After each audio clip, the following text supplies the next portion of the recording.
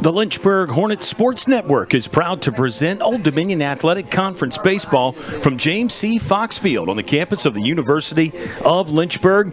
Hello again, baseball lovers. It's Kyle Haney with Ethan Morotsky. We're getting set for a fun one between Lynchburg and Hampden-Sydney.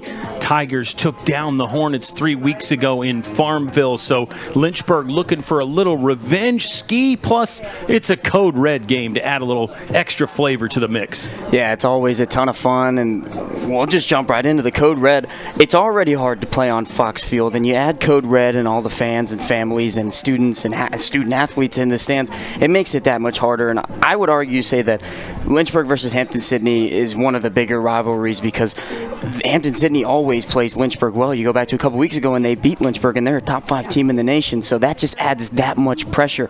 Lynchburg, they've won 7 out of the last 10 between these two teams, but really that's all out of the window. We're getting to crunch time into the regular season where the postseason, it's starting to loom onto everybody, and it's going to make every single game that much better. Yeah, it's almost mid-April here, so we don't have that much of a regular season left.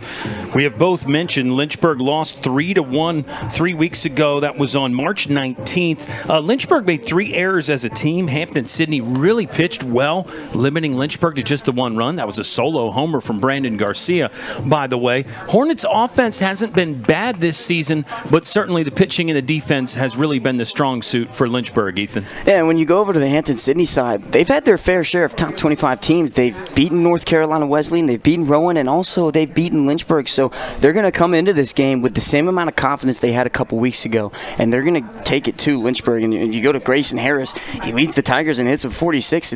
It's good for second best in the ODAC, but he's also tied for 16th in the nation. So we can look forward to both of these lineups today, and it's going to be a blast watching these two teams match up against each other once again. Some great individual players, some great coaches as well, which we'll of course run down, and we'll run down the fan participation too. We think we'll have a good cheering section. Plus, we got a few surprises in the dugout, a bat boy and a bat girl to tell you about today. That'll be a blast as well. Cold and breezy outside. It feels like wintertime is back here in early April, and we did have some rain earlier this week, but the field should be just fine to play on. Lynchburg is the number 2 team in the nation right now. Hornets are 24-4, 11-2 in conference. Hampden-Sydney 13-5. They're 7-8 in the ODAC. Ethan and myself will be back in just a second. We'll meet you at the mound for the first pitch between the Tigers and the Hornets. You'll see it live on the Lynchburg Hornets Sports Network. Think a private education is too expensive? Think again. At the University of Lynchburg, you can get a personalized education for the cost of a state school. If you're commuting and you get our top scholarships, you could pay much less. And you get all that without the hassle of giant lecture halls.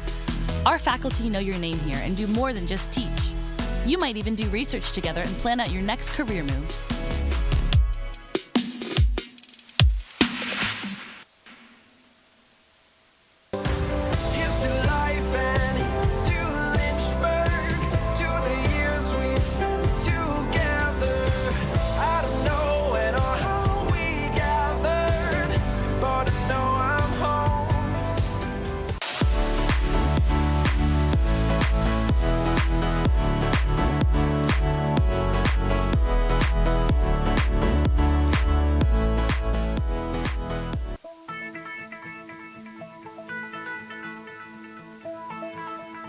College has given me the flexibility to pursue my passions and my interests, and I've recreated my identity for myself aside from just being an athlete. My greatest personal discovery has been that I am capable of doing things that I didn't know I was capable of doing. To be able to study what I wanted to and continue to play the sport I love, all of those things came together very nicely in one package in Division III.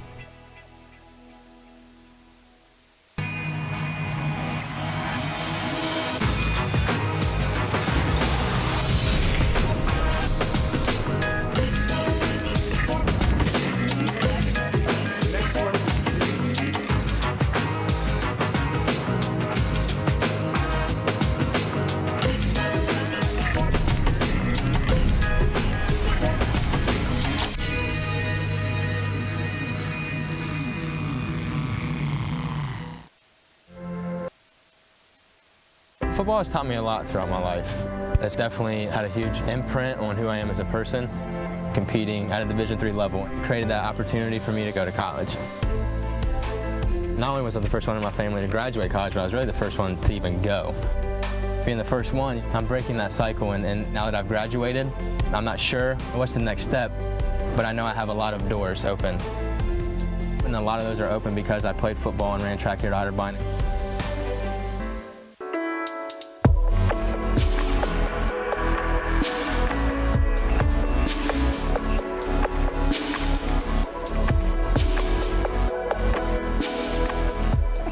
Today's a rough day.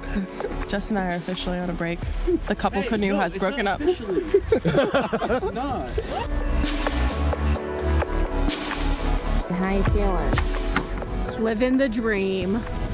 Just canoeing. That's the Mexican side behind me. The U.S. is that way. So far, we're all still alive. I really want a peanut butter and jelly sandwich. Woo! We did it! Kind of.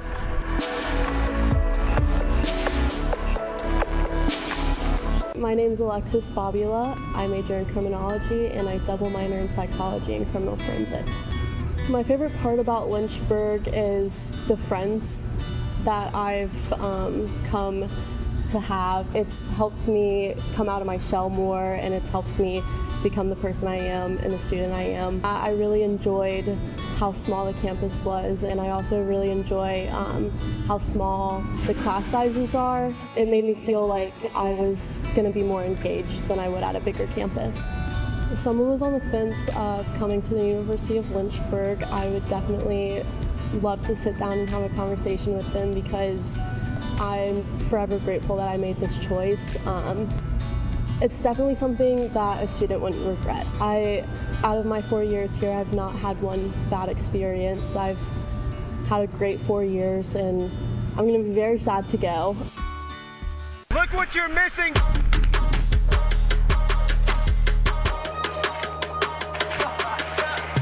It really don't matter to me, I'm just happy to be here, I might go crazy.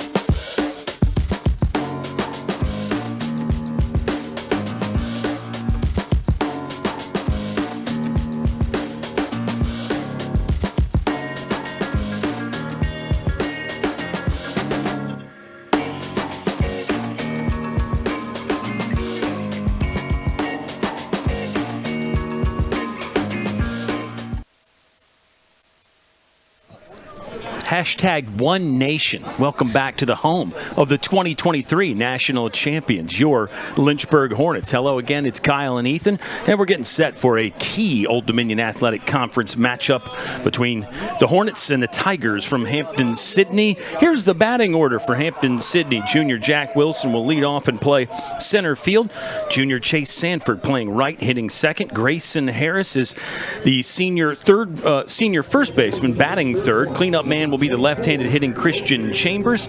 Matthew Arnold is a junior hitting fifth and DHing. Sophomore Jace Howell playing third base, batting sixth. Senior Jackson Masterson is the shortstop, hitting seventh. You've got freshman Gavin Smith playing second base, hitting eighth. And a sophomore from Troutville, Virginia, catching and batting ninth is Noah Leonard. Hampden-Sydney coached by Jeff Kinney in his 22nd season, Ski. 430 wins for Coach Kinney. I think that classifies you as a legend in my book. Oh, absolutely. And not only does it classify you as a legend, but it classifies you as experience. And that's one of the biggest things going into an ODAG matchup, especially against the squad that in Lynchburg, how they're doing so well this year. So having that experience and the coaching staff, it just allows your players to have more confidence confidence behind you, and they're going to play better for you. 12 20-win seasons for Coach Kinney. He was the ODAC Coach of the Year in 05, 07, and 2010. Interesting note, Hampden-Sydney, actually the first ODAC team to make the D3 World Series that came back in 2005 after a region championship. That was before the super regional era, but a great postseason for Hampden-Sydney in 05 there to get to the World Series. Here's the defense for Lynchburg. Starting on the mound is Logan Tapman, the junior from Berlin, Maryland, is 0-1. He'll have a 2.78 earned run average to start today. The defense looks like this. On the right side, it's Eric Hyatt playing first base. Junior Ben Jones playing second. The Caped Crusader partner is the shortstop Brandon Garcia at shortstop. Yeah, and then Maddox Sutsui, the sophomore third baseman.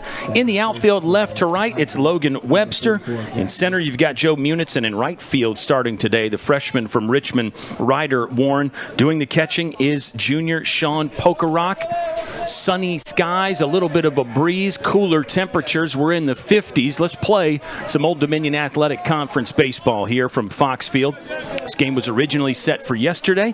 Had a little bit of rain, so we moved it to today. Lynchburg is going to play tomorrow on the road against Christopher Newport should the weather allow. Jack Wilson is getting an early start. He'll swing at the first pitch he sees and dumps it right into right field. So just like that, we are underway, Ethan. You can't get through all your notes and particulars when you got a leadoff guy like Jack Wilson. The junior was swinging first pitch. Well, that's a really perfect way to start off the game. As a leadoff hitter, your job is to set the tone for the entire lineup, not only just the first inning. And when you're that aggressive and you're that successful on that first pitch, you're always going to have a good success in this lineup. Bunt attempt shown and then pulled back by Chase Sanford. He's the right fielder from Mechanicsville, hitting .347. It's an 0-1 count there. Called strike on what looked to be a breaking ball from Logan Tapman. Second time Hampden-Sydney has seen Logan Tapman. He did start on March 19th in the loss through 6 1/3 innings. Only gave up 3 hits and no earned runs in that loss against Hampden-Sydney a couple weeks ago.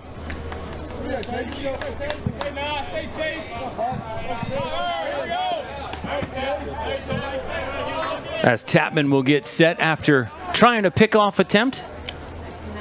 Another breaking ball, and that one will catch the top of the zone for strike 2.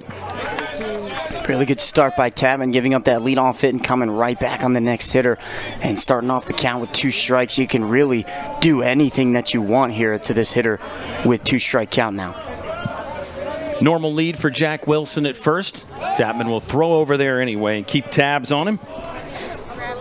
As we're getting all the particulars squared away, Michael Mulvey is the new head coach for Hampden-Sydney. Correction there, fans. Jeff Kinney was the longtime head coach who got 200-plus wins. Michael Mulvey in his first season for the Tigers. Runner will take off, and this ball is fouled away. So that's why you have a whole team of experts up here to get you all this information. Mr. Morotsky. Yeah, that's the beauty of how well LHSN does. For Logan Tapman, I ran down those numbers in the Hampden-Sydney game. Last week he pitched against Virginia Wesleyan, only 3 1/3 there on the road against the Marlins. Lynchburg is 24-4, 11-2 in ODAC play. One of those 2 losses coming to Hampden-Sydney 3 weeks ago, the other one to Roanoke. Lynchburg's been great on the weekends this season, Ethan. 15-5 on Saturdays and Sundays this year. No, it's 15-1 for Lynchburg on Saturdays and Sundays. There's strikeout number 1 for Logan Tapman as he got Sanford to swing through another breaking ball. There's 1 gone in the visiting half of the first inning. Really good job by Logan Webster to pull the string. We know that he's got a really firm fastball and a just great off-speed all around, whether it's going away from a righty or back into you. It's a really good job from Logan Tapman, again, coming back after giving up that leadoff single, and now you've got a chance where 1 pitch can get you out of the inning. Senior Grayson Harris steps in. He'll wait after another pickoff attempt from Logan Tapman. Yeah, you mentioned 1 pitch can get you out of the inning. Lynchburg did that 4 times in Game 2 against Ferrum, that being the double play ball. And Lynchburg really making that part of their defensive arsenal again. I think the former head coach Lucas Jones called it the slam dunk of defense. Well, the double play. Of course, what's the triple play then? Maybe that's like the alley-oop slam dunk, Yeah, like the half-court oop or something, yeah. When you go back to a couple years ago in that national championship year, this infield led the nation in double plays, so they just continued on. Yeah, it was 51 in 56 games back in the national title run. Numbers were down just slightly last year, 39 double plays in 54 games. And we'll take a look at how many the Hornets have this season, because it's a bunch, especially after 4 in Game 2 on Saturday against Ferrum. Runner will take off again. Pitch is high and tight. Not a bad throw from Sean Pokerock, and they got him there. The slide from Jack Wilson seemed to actually slow him down as he was diving into the bag, and then he did try to remove the left arm so Brandon Garcia couldn't tag it, but Hollywood got the leather applied to him in time. It's a caught stealing in the first inning, back-to-back games that Sean Pokerock has done that, actually. Good throw from Pokey there. There's 2 down now in the first inning. Inside fastball catches the edge, and Grayson Harris is now hitting with a 2-1 count and 2 outs. Nobody on board here in the first inning. Well, that's exactly how Sean Pokerock started the beginning of the first game this weekend. Lead hitter got on. That's it. The shortstop Garcia fields cleanly, throws to first for the 3rd out of the inning. First runner got on against Ferrum and threw him out at second. Logan Tapman didn't go 3 up, 3 down, but he faced the minimum in the first inning. And Lynchburg will come to hit in their half of frame number 1. Let's just stay here and run down the Lynchburg batting order, and we'll set the Hampden-Sydney Tiger defense. Leading off for Lynchburg will be that shortstop, junior Brandon Garcia. Joe Munitz, the sophomore center fielder, hits second. Ben Jones, the second baseman, batting third. The catcher is cleaning up. That's Sean Pokerock, the junior. You've got Ryder Warren in right field batting 5th. Logan Webster, the left fielder, will hit 6th. Ty Howlett is DHing today in the 7th spot. Eric Hyatt in the 8 hole playing first base. And rounding out the lineup is the 3rd baseman, Maddox Sutsui.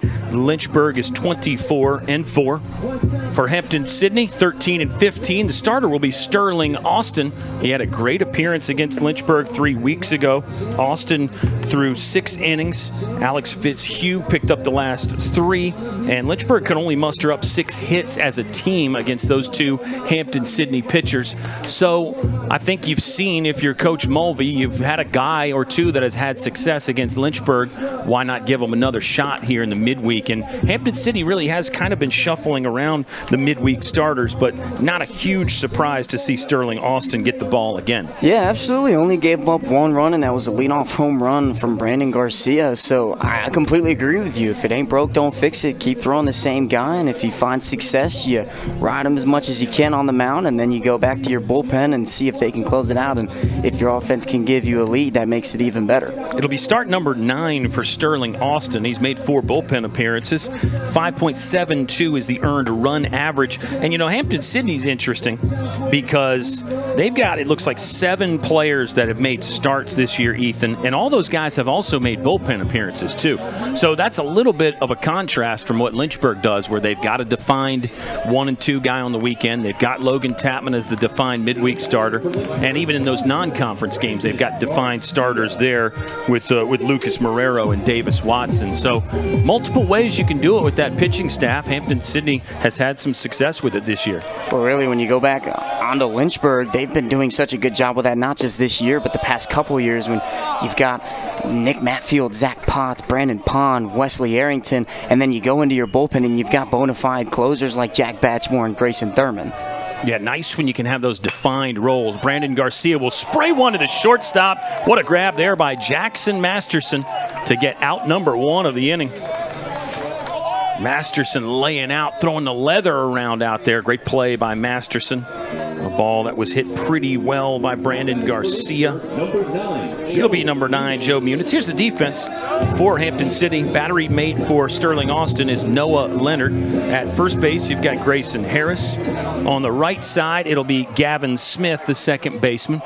Shortstop is the aforementioned Jackson Masterson. Third baseman is Jace Howell. In the outfield, left to right, it'll be Christian Chambers, Jack Wilson, and Chase Sanford. Matt Arnold is the DH for Hampden-Sydney. It's a 1-0 count to Joe Munitz. Munitz will foul one away. Joe Munitz was 2 for 2 with a couple walks and a hit by pitch in game 1 against Ferrum. He was held hitless in game 2, but Munitz has got great numbers.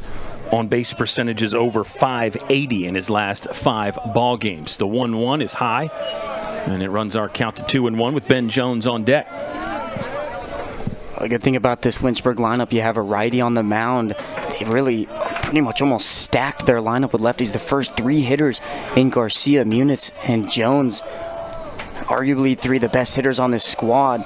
To be able to lead off a game and really the lineup every single go-around is so huge, especially with how good they are. I've been corrected again. This is like 14 times already, and we're not even through the first inning. Lucas Jones says, it's the home run of defense, not the slam dunk of defense. It's the home run of defense. The double play is what that is in reference to. Full count. And we've got 2 of Lucas Jones's great kids. Watch out. Joe Munitz with a line drive up the middle. You'll get to see the bat boy here. Let's see if Gavin Jones comes out to get the bat. We get the camera on him. Yeah, there he is. There's Gavin Jones, best bat boy in the nation, I think. And apparently he's a bat boy at multiple places now, Notre Dame and the University of Lynchburg. So that is exciting. Hadley Jones is down there as well. And most of the family is here, but Lucas Jones, they've still got a baseball season themselves up there at Notre Dame. So he's unavailable to make this one, but I'm sure checking us out, and then he'll watch the broadcast later on. Good dirt ball read by Joe Munitz there. Excellent base running on a pitch that was down. Catcher Noah Leonard did a good job of blocking it, but it squirted away just enough for Joe Munitz to advance 90 feet. This Lynchburg bench, they're doing a really good job staying rowdy, getting loud, helping out Joe Munitz. And that was a dirt ball, really good read from Munitz to get to second. And now you've got a runner in scoring position for Ben Jones. That's the value of great base running and the attention to detail, because you can get in scoring position without stealing a base. You get there on a ball that's just barely in the dirt. 2-0 count. Got to be careful here with Ben Jones. Benny Bombs did explode a bit over the weekend, a triple. That was loud. Of course, his bat has bark and bite. Thought about that one, but it was below the zone, and now 3 balls and no strikes. Yeah, apologies again on the Hampden-Sydney head coach. A change in the offseason with Coach Mulvey in there now. Maybe I just had grown so accustomed to Coach Kenny, 22 seasons there. You just get used to saying certain things. So, anyway. Won't be the last mistake I make today, Ethan. No, and that's the beauty of it. You're so good that you can make mistakes and then come right back out and fix them like that. If you say so. If you say so. I don't know if I'd quite turn the double play there. Didn't have the home run of broadcasting. There's one that'll catch the outer edge on Ben Jones, and now the count is 3 balls and 1 strike. Sean Pokerock waiting on deck. Yeah, great to see the Jones family. I wonder if my friend Carla Jones is around here somewhere. This ball's in the dirt. Joe Munitz is going to advance again. A lot easier that time. Got to be careful if you're Hampden-Sydney, because that's a spot where Ben Jones could sprint down to first and think about taking off for second. But Jones will just hold there after a walk.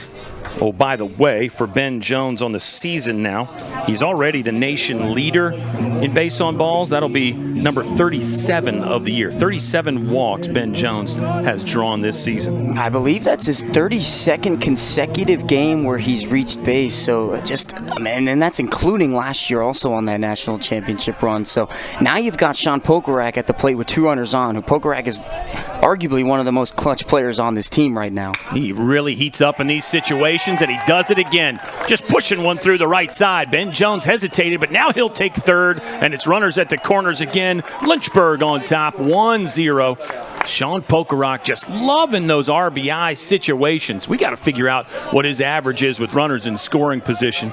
And Pokey's average in general has just been climbing and climbing. He's up to 300 now on the season, and Lynchburg is on the board first, 1-0. Well, Pokerock, with how well Sean has done this year, you can even take it back to a couple years ago where he was part of those 3 freshman group, and Ben Jones, Brandon Garcia, and Sean Pokerock, who played so much in that key World Series run, and he has all that experience experience. So you can really take out of that where that's one of the reasons why he's got so much experience in tough spots. You go back to the Super Regional game against Shenandoah, he pinch hit double that cleared the bases. He's been a fantastic player all around, no matter what the situation is. Mound visit time as Sterling Austin will get a chance to chat it over with his coach. And looks like the entire infield now. The hitter is Ryder Warren. First-year man comes into the game swinging at .212. He's 7 for 33.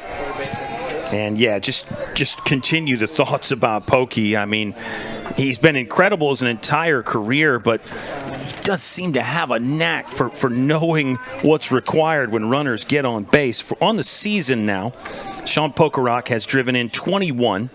That's looking like third on the team. Joe Muniz has driven in 26, Ben Jones 23, but Pokey not far behind there, 21. You got to remember, too, Sean's not playing every ball game. This is start number 20 for Sean Pokerock, game number 22 that he has played in. And for reference, this is game number 29 total for Lynchburg. So RBI per game, if you broke it down that way, Pokey's probably got the team lead. Yeah, I think I agree with you. I mean, we can talk about what ifs all we want. You really got to double Sean's, or you can double Sean's numbers. Again, it's what ifs, but you have Connor Moore catching those second games, who again has also done a fantastic job for this team. Sure has. Connor Moore homered against Ferrum on Saturday. 3-run jack that was electric. Ethan Morosky's call on that homer was electric. And it was at a pretty big spot in the game. Game was still somewhat close against Ferrum. Lynchburg did win 2 over the Panthers. 1-1 count to Ryder Warren. Warren will swing on this one and foul it over the Lynchburg dugout. Hampden-Sydney split over the weekend with EMU. They lost game 1, 11-10. Turn around and beat the Royals 12-1. So it's just one win in a row for Hampden-Sydney. They lost 6 in a row before that win. And interestingly enough, as Ryder Warren will foul another one away, 1-2 count. Interestingly enough, Ethan, a note on Hampden-Sydney. Since beating Lynchburg on March 19th, they're actually 3-6 after that. So sometimes you get a big win, you knock off a top 25, a top 5 team. You can parlay that into more success, but sometimes it's not that easy. As Ryder Warren will tip this one into Noah Leonard's glove, so that's a strikeout. Now 2 gone. But, yeah, I mean, sometimes you do get up after one of those big wins, don't you? And maybe something does happen after a big victory, a letdown, if you will. Yeah, and going back to this Sydney team, they've done well against top 25 teams in the nation. I'll say it again, North Carolina Wesleyan, Rowan, and Lynchburg, they've all taken wins against them.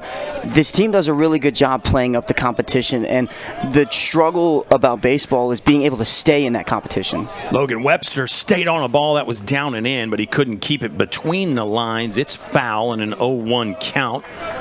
Would have scored at least 1 for Lynchburg, and Pokey was running hard because of 2 outs. He didn't have to wait and see if that ball was caught, so he might have been a threat to score from first on a ball like that. But as it is, it's an 0-1 count here for the senior Logan Webster, hitting .316 on the season. Austin will get another strike there as Webster swinging at the first 2 pitches. Now 0-2. Ty Howlett is on deck for Lynchburg, who leads 1-0. Joe Muniz, hard single. Advanced to second on a ball in the dirt. Got to third on another wild pitch / passed ball scenario. And then scored on Sean Pokerock's base hit. Ben Jones is still at third base. Pokey at first. Here comes the 0-2 from Austin. That was awfully close. Pokey running. Oh, he was going to do the steal stop and try to induce a rundown to maybe get Ben Jones home that way. But Hampden-Sydney not inclined to try to get Sean Pokerock out. So now Lynchburg has 2 in scoring position. Yeah, I think that's a really good move by the catcher, Leonard. You don't want to risk giving up another run when you've just struck out Ryder Warren and you're in a 1-2 count against Logan Webster. Webster will foul another one away, so we'll rerun that 1-2. Interesting point you make about the count. If it's a 3-1 count, something like that, maybe you would go after the runner there. I think most teams are going to call the play before the batter, but you might have some options there as a catcher within the at bat. Another 1-2, and it's another foul ball from Logan Webster. Well, another thing about the count is we got Logan Webster at the plate in a 2-strike count, but he's so good at fouling balls off, and that can frustrate a pitcher at the same time because obviously you want to get the punch out or the ground out or fly out, but if he keeps fouling balls off, it's going to cause some frustration on the mound. Yeah, the right-hander Austin has really had to work hard this first inning. Just missed the outer portion of the plate there with a good lively fastball. Deuce is wild at the top of the board there. 2 balls, 2 strikes, 2 outs. It's a 1-0 Lynchburg lead. 2 hits in the inning, 1 walk. Brandon Garcia lined out. Ryder Warren just struck out. Austin's ready. Logan Webster got under the 2-2. This should be catchable in center field for Jack Wilson. He will run it down, and the inning is over. 1 run on 2 hits, 2 left stranded for the Hornets. And we'll go to the top of the second inning here at Fox Field in Lynchburg. Think a private education is too expensive? Think again. At the University of Lynchburg, you can get a personalized education for the cost of a state school. If you're commuting and you get our top scholarships, you could pay much less. And you get all that without the hassle of giant lecture halls. Our faculty know your name here and do more than just teach. You might even do research together and plan out your next career moves.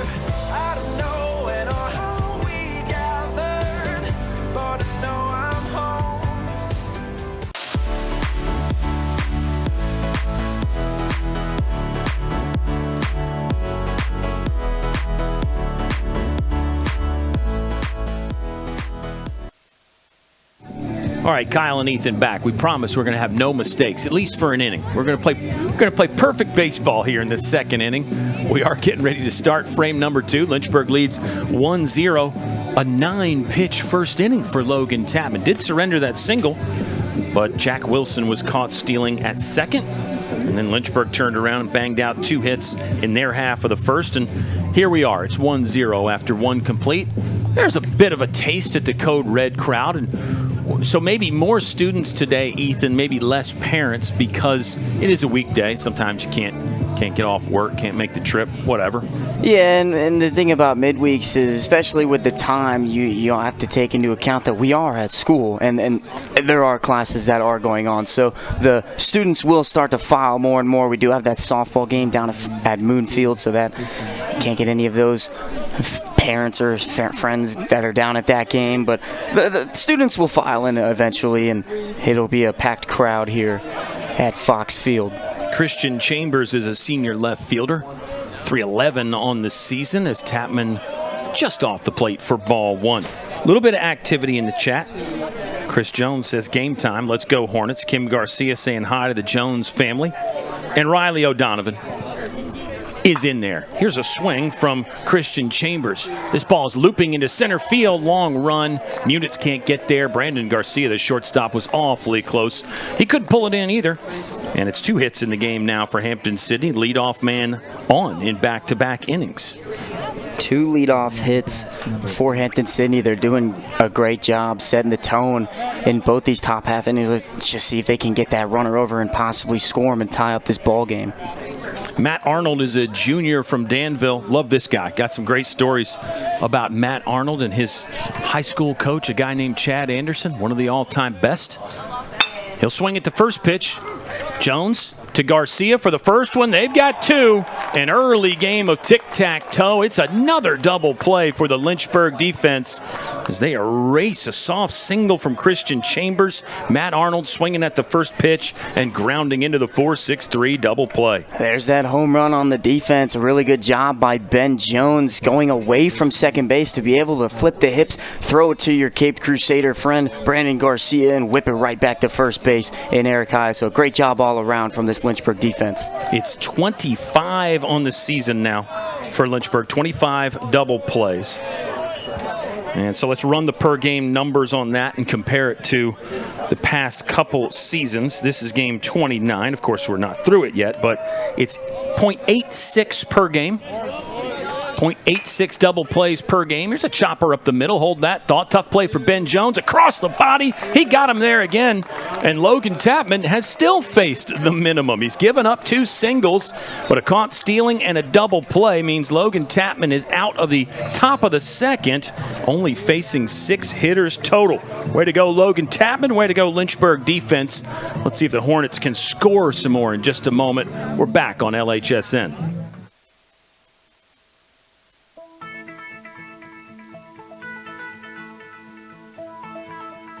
College has given me the flexibility to pursue my passions and my interests, and I've recreated my identity for myself aside from just being an athlete. My greatest personal discovery has been that I am capable of doing things that I didn't know I was capable of doing. To be able to study what I wanted to and continue to play the sport I love, all of those things came together very nicely in one package in Division III.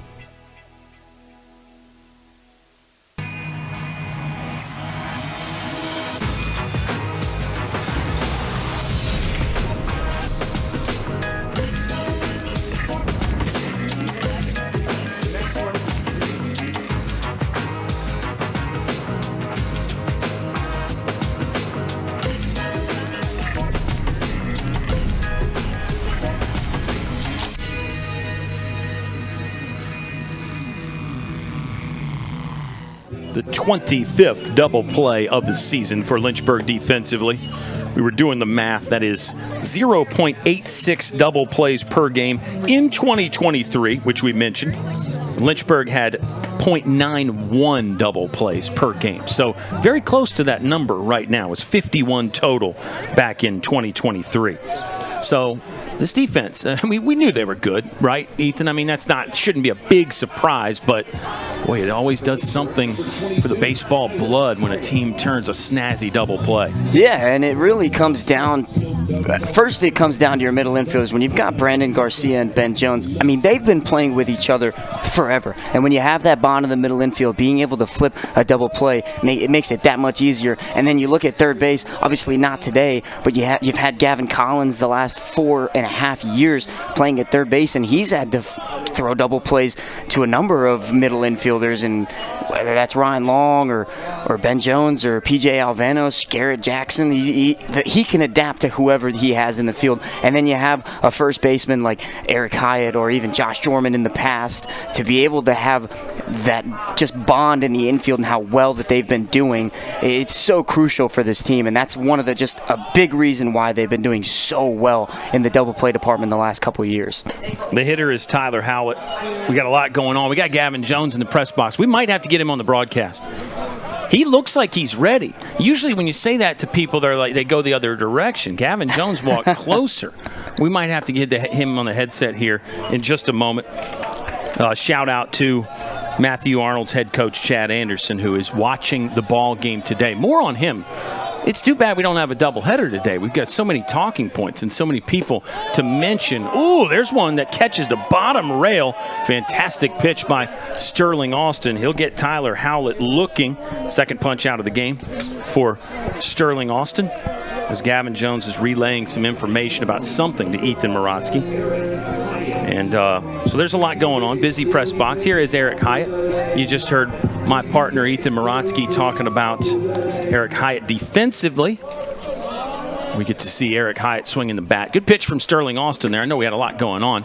Ski, you had the headset off, talking to Gavin Jones. What kind of information did he give you from the dugout? Are we in trouble? Nah, just saying the music probably could be a little louder on the outside, so that has nothing to do with the broadcast. Good. But good. It's always good to have that outsider information. Yeah. And I like that phrasing. The music could be louder. It's not as aggressive as saying, "Hey, turn the music up." It's a little bit less pushy. You just say, "Hey, the music could be louder," but you still get the point across. Sterling Austin from the windup will pitch to Eric Hyatt. He'll spin on this one and yank it down the left field line. Hyatt's going to turn for second. Should get there, no problem. It's a stand-up double for Eric, the hitman Hyatt. He's aboard with one gone in the bottom of the second. Beautiful swing from Eric Hyatt. The exit velocity definitely shows how good of a swing it was, and for him to get just the one-out double to start off this inning is huge for this lineup, and with how he's been hitting this year, it's, again, we're getting to that crunch time in the regular season. If Eric Hyatt can heat up going into the season and into the playoffs, that's going to be just even that much better for this Lynchburg lineup. Seems like his bat is starting to warm a little bit. Maddox Tsutsui is the sophomore third baseman, 4 for 17 on the season. Getting ready to face Sterling Austin. Tsutsui did not face Austin 3 weeks ago when these two teams met. So you do have some changes in the Lynchburg lineup, and that was a Lynchburg team that, again, got held to just 1 run on 6 hits 3 weeks ago on the road at Hampden-Sydney. Tsutsui will bang this one to the shortstop. Jackson Masterson throws across, and that's on target for out number 2 of the inning. Here comes Brandon Garcia. He lined out to the shortstop in his first at-bat. Brandon Garcia under 300 this season, but don't let that fool you. He is a really quality hitter. 160 hits in the career for Brandon Garcia. And, you know, back to Coach Lucas Jones as it relates to Brandon Garcia and Ben Jones. Coach Jones actually gave me the Batman and Robin thing. I didn't come up with that. A lot of people think I came up with that. He said, now these guys are like Batman and Robin. Watch out. They nearly picked off Eric Hyatt, but he's back by a fingernail, safe at second. I think that's a perfect name for them. Makes a lot of sense, though, doesn't it? Yeah, coming from the same high does. school. They're playing in the middle. Both very good. That helps, too. That helps, too. Hyatt bounces off. There's an inside fastball that just missed from Sterling Austin. 1-0 count to one half of that Cape Crusader duo. And he never answered the question about who was Batman and who was Robin. Maybe Gavin Jones, when he puts the headset on, can give us some insight. Uh-oh, Brandon Garcia went hacking for the downs, but nowhere close to being fair. It's just a long strike, 1-1 count with 2 outs. Joe Munitz is on deck. Hornets, of course, in their home reds, if you didn't know that, with the white pants. Hampden-Sydney, it's kind of a gray top for the Tigers. This one is hit well into right field. Let's see if they send Eric Hyatt. They will. Possible play at the plate? No, Hyatt's in there standing up, and Lynchburg leads 2-0. How about hit number 161 in the career for Brandon Garcia, and it drives in Eric Hyatt. Beautiful job from Brandon Garcia. He's seeing this Hampden-Sydney pitching really well. Go back to his first at-bat, lined out to a diving shortstop, and then he smokes that one into right field for an RBI single. So great job from Brandon Garcia. Good 2-out swing also to have a clutch RBI to extend the lead to 2. And that's what that double can do for you. You can score on the next single. Coach Lucas Jones, another one of his favorite sayings was death by 1,000 cuts. That's what he called that 2023 team. But this Lynchburg team has got some extra base hits. Garcia taking off. Great catch and throw from Noah Leonard. They got him at second. Lynchburg scores in the inning, but slightly unsettled business there as Noah Leonard will catch Brandon Garcia stealing. Hey, let's keep it here and get Gavin Jones on the headset, man. He's ready. We'll switch it up. I mean, this is when we should be doing this stuff, is in between innings. Talking here with, I think, a first-team All-American bat boy and soon-to-be first-team All-American player, Gavin Jones. Gavin, it's spring break for you, I understand. Yeah. So you decided to travel a bit.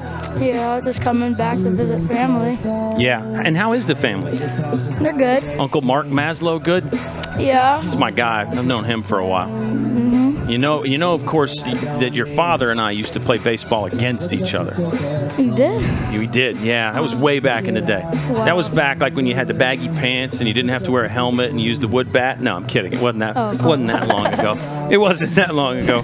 Ask him about the 25-24 game. But yes, Gavin Jones, fans, if you don't know, is the son of Lucas Jones, the former head coach here at Lynchburg, now at Notre Dame. Tell us how you're adjusting to life in South Bend, Indiana. Do you like it? Yeah, it's a bit colder than here, though, in the winter and stuff. But you had that great football season to enjoy. Oh, yeah, that was good. Do you have Notre Dame gear already, like shirts and stuff? Yes, we have more than we had Lynchburg stuff in 7-year span. Come on, man. You can't say that on the broadcast. No, I'm kidding. You can. You can. It's a lot of fun. What else besides the cold weather? Tell us give us some differences about Indiana and Virginia. Well, I mean, it's Indiana is like Well, I mean, obviously it's more colder up there than here, but it's really great because there's so much like activities you can do there. Okay. Have you started your baseball season yet? Not yet. I had Okay. my tryouts a couple weeks ago, and it was to decide if I made majors or AAA, and I made majors. And my team's like SOSMC. Okay. But my first practice was Monday, and then it was Friday this week. But I'm going back Saturday, so I will miss those two. But otherwise, my season has started. Yeah, we get you some reps down here in the cage at Fox Field. Yep. Chatting with Gavin Jones. It's a 1-1 count. No, 2-1 now, and Jackson Masterson has made a couple good plays at shortstop. Gavin, do you have an NIL yet? Do you know what an NIL is? Yes, You do? College money. Oh, he knows it. That's awesome. Here's a ground ball, left side. Tough play for Brandon Garcia. Throws on the run, and he got him. My goodness. Oh, wow. My goodness, Hollywood. You just cannot wow. do that. And it was shortstop on shortstop crime, too, to get Jackson Masterson out at first. What a play from Brandon Garcia. That's why he's one of your favorite players, isn't he, Gavin? Yep, definitely. And you calling me an All-American. Good God. Oh, man. You gotta do this broadcasting thing more. You're like a true triple threat. Yeah, I did like it was on the bottom of the third in one of their Notre Dame's home games. I heard that, yeah. Yeah, and I got to just announce the players and their lineup, so that was pretty fun. Tell me, we know you love Brandon Garcia here for this Lynchburg team, but tell us a couple guys you love for the Notre Dame squad. I'm sure there's a few standouts for you, right? Oh, there's this guy's catcher, Carson Tenney. I mean, he is just the most athletic sophomore catcher I've ever seen in my life. Like, I mean, he is really good. He can hit the ball. He can, like, throw people out at me, like, just really well. Another guy is Jack Riddell. He's our ace pitcher. He's also a sophomore, and I mean, if he's good. I mean, he threw over 100 pitches at Notre Dame against Virginia Tech on Friday, and he had like 6 or 7 punch outs with a matter of 5 hits, and we won that game 7-2. But otherwise, we got a little bit crushed on the other ones, but still. Ben Jones will field a ground ball from Gavin Smith and throw him out at first. We're talking to Gavin Jones. And we're playing Hampden-Sydney. You remember that day at Hampden-Sydney where you threw my arm out? We threw like the entire game out there on the feet. We were just chunking I think you had a lacrosse ball, wasn't it? Oh, yeah. We were just like firing yellow. that thing around. Yeah, my arm I still remember hurts. That was like 2 years ago. And I still can't move my shoulder properly. Yeah, I remember that. 9-hole hitter is Noah Leonard. He's the catcher for Hampden-Sydney. There's 2 outs in the top of the third. Well, what else before we let you go? Because we know you got to get down there for Lynchburg's half inning. What else do you need to say? Or what else do you want to say? I mean, I have a feel this team might go back to East Lake. I mean, just by the way they've played, they might go back. Well, I mean, I can tell you know your stuff. I think anybody can tell that you know your stuff about this Lynchburg team and otherwise. Who's your pro team? I can't remember. You have a professional team you like? Cubs. Okay. Couldn't remember that. I think your dad's a Cubs guy, right? Yeah, or he was. Sure. One of those two. One. I don't know if he still is. Yeah, well, it's a lot to keep track of, and there's a lot of teams out there, so plenty to root for. Gavin, we got to keep you here. Can't let you go now because there's two strikes, 2 outs. What's your 2-strike hitting approach? What do you do right here? If I would just watch the ball through and decide if it's a ball or a strike, and if it's a strike, just hit it as hard as I can. A lot to be said for that. Keep it simple. See ball, hit ball. Let's see what Logan Tapman does with the 1-2 count. From the windup, here's the pitch. And it's fouled by Noah Leonard. So we get 1 or 2 more questions with Gavin Jones. How's Sis? Are you letting Hadley do any of the Batgirl stuff down there, or is it just you? No, it's both of us. Good. She's doing all the even innings. I'm doing odd innings. Good. And if it does, hopefully it won't go to the 9th inning. Then we'll just like split that. Yeah. Or maybe we'll get extra innings. Who knows? Yeah. Nasty breaking ball from Logan Tapman. And Noah Leonard did not go around. We are in the top of the third. Lynchburg leads 2-0. Kyle Haney and Gavin Jones. Ethan Morotsky will be back in just a moment. And Yeah, it's a code red game, Gavin, so we got a few fans out there, but you've attended some of those for the other sports as well. Did you ever go to any of those code red basketball or volleyball when Turner was all packed and everybody was getting rowdy in there? Oh, yeah, I've been to a couple of those in my past 7 years here. Yeah. I know you didn't say anything mean to the other teams, right? Oh, no, definitely not. Of course not. Too nice for that. Another foul ball from Noah Leonard. Lengthy at bat here for the catcher from Hampden-Sydney. He's a .250 hitter this season. He's a sophomore from Troutville, Virginia. Logan Webster getting back on the slab for one more try to get Noah Leonard out of there. It's a full count. 2 outs, nobody on, top of the third. Lynchburg by 2. Oh, yeah. Logan nice Tapman. pitch. Logan Tapman. Logan Tapman. Yeah, caught him looking there. Gavin, thank you. Go do great with the Batman stuff. See, I said Batman that time, and Robin. not Bad Boy. Yeah, and Batman and Robin. Yeah. Who's your Robin if you're Batman? Well, if Avery Neeps is still here, definitely am, because, I mean, he barely got caught stealing at all. Yeah. Shout out Avery Neeps. He might be watching. Oh, yeah. He may have a game. If you're watching. That's fantastic. We'll break here. We're in the middle of the third. Lynchburg leads 2-0. Hornets baseball coming back in a second.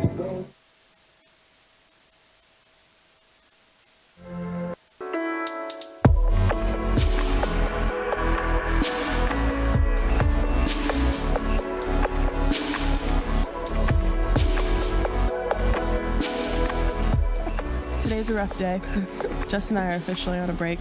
The couple canoe has broken up. It's not. How you feeling? Living the dream. Just canoeing. That's the Mexican side behind me. The U.S. is that way. So far, we're all still alive. I really want a peanut butter and jelly sandwich. Woo! We did it! Kind of.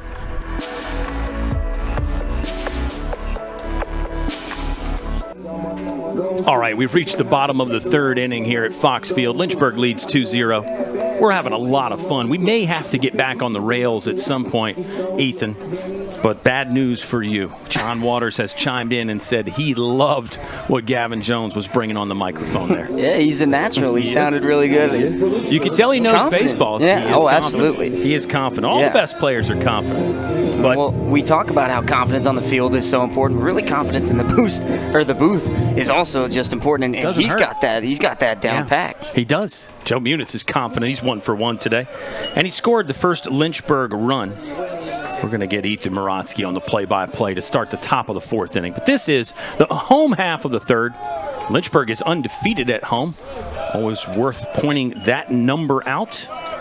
And Lynchburg, in the decade of the 20s, has now won over 100 ball games at home. I think they're 102 and 14 in the 20s, the roaring 20s. And here's a ball that's hit well to center field, but Jack Wilson is under it for the first out of the third. Yeah, not sure what it is, but it's tough to come in and win at Foxy Field. It might have to be something in the air. We might have to check some air pressure out here, but I don't know. It's confidence with this team. We're confident when we play at Foxy, and the field when you treat Foxy well, as Coach Jones always said, when you treat Foxy well, Foxy will treat you well back. Yep. Another one of his famous sayings was the game knows. Game knows. Kind of ball don't lie is what the kids say. Now, it's an 0-1 count on Ben Jones, who walked in his first at bat. Walk number 37 of the season for Benny Bases. He'll stare at an 0-1 fastball that's just off the plate. But yeah, I think there's something to that. You know, when you take care of your facility, treat it like the home that it is, good things should happen. Maybe there's not a direct correlation, but you know, you put in the hard work, and hopefully the results pay off in the long run. Ben Jones could not beat out the ground ball to the second baseman. Easy play for Gavin Smith, and there's 2 outs now in the bottom of the third. Lynchburg leads 2-0. Here's Sean Pokerock, Jr. from Dumfries, is over 300 on the season now after his first inning single that drove in Joe Munitz. Gave Lynchburg their 1-0 lead. Sterling Austin will twist a breaking ball in there for strike 1.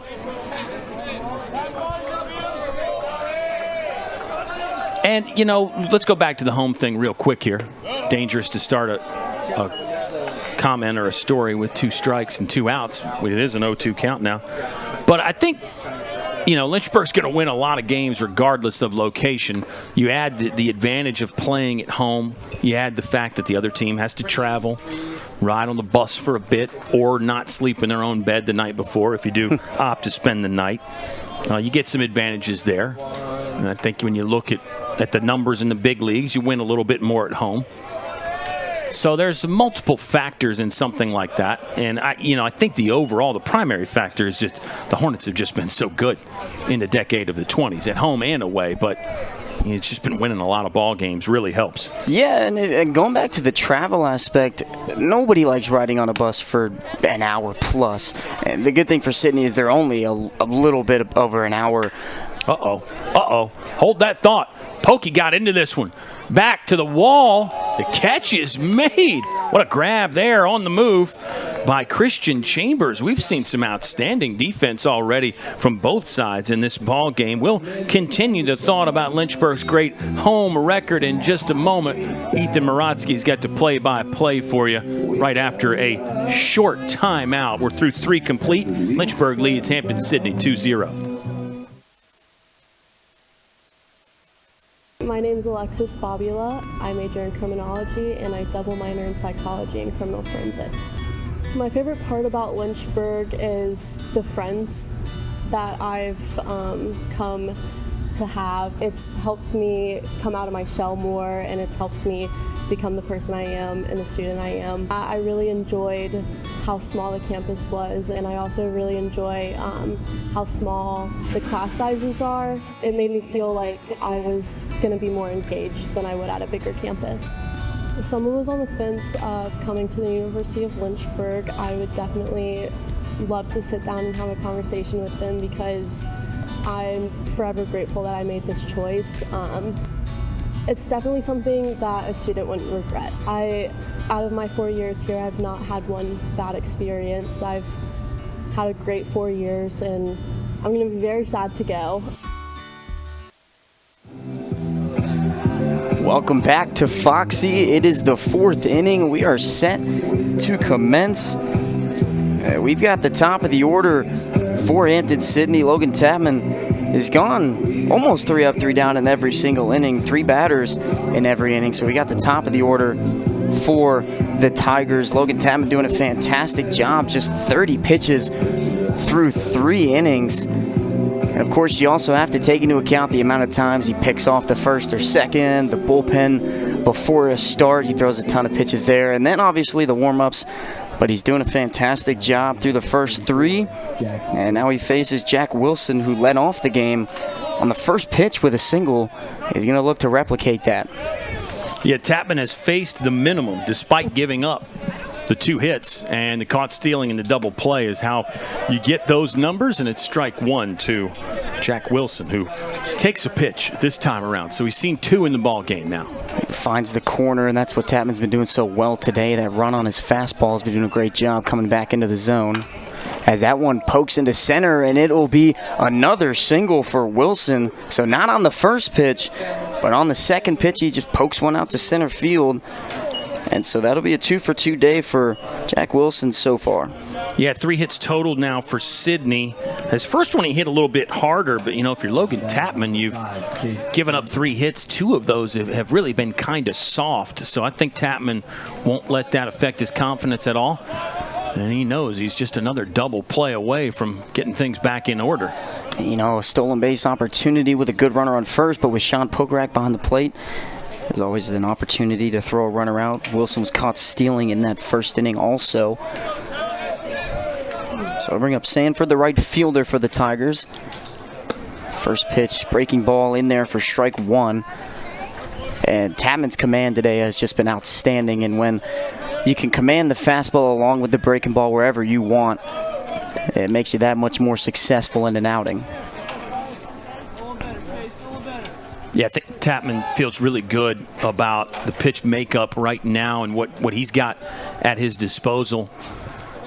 And obviously, you've touched on it. Velocity has never been in question for Logan Tapman. Upper 80s, low 90s, pretty much his entire career, just figuring out how to pitch. Runner going again. That one's going to be grounded to Eric Hyde. It's going to be in fair territory, so they'll get the out at first. Wilson took off for second before the pitch, and so he'll reach second. So runner in scoring position. It'll be a ground out for Sanford, and that'll bring up Harris, the first baseman. First time Sydney's gotten a runner in scoring position today. We are in the top of the fourth. Second time through the order. Grayson Harris grounded out to the shortstop. Hey, can we go back to that play by Brandon Garcia last inning? Yeah. Go ahead. Yeah, Bonkers. Beautiful play. Just it was the Derek Jeter play. Cross body. You can say it's a Brett Favre kind of play. Going cross body, throwing it to first base. It was just a beautiful job by Garcia. He's really that defensive guru, and that's one of the reasons why he's been so successful at shortstop. We're gonna get the umpire checking the ball. Might be the first base coach asking for a check, maybe some sticky substances. I know they've been cracking down on that. Yeah, I think it was because it got hit off the end of the bat. I think it got hit off the cap, and sometimes that'll bust a seam or scuff the cowhide portion of the ball. I don't think it was a sticky issue, but. It's interesting, though, that they didn't just throw it out immediately because you go through so many balls in the course of a game. The umpire, if it touches the dirt, sometimes they'll go get another one. But they gave it a once-over, and it looks good, and Tapman's off to a good start here. That ball grounded softly. Tapman comes, fields it short, flips it to Hyatt. Runner is going to advance to third. Thought about taking a hard turn to the plate, but Wilson's going to stay at third base, so that'll be the second out of the inning. And you notice that one was off the cap as well, so they threw that one out. But that also tells you a couple things there.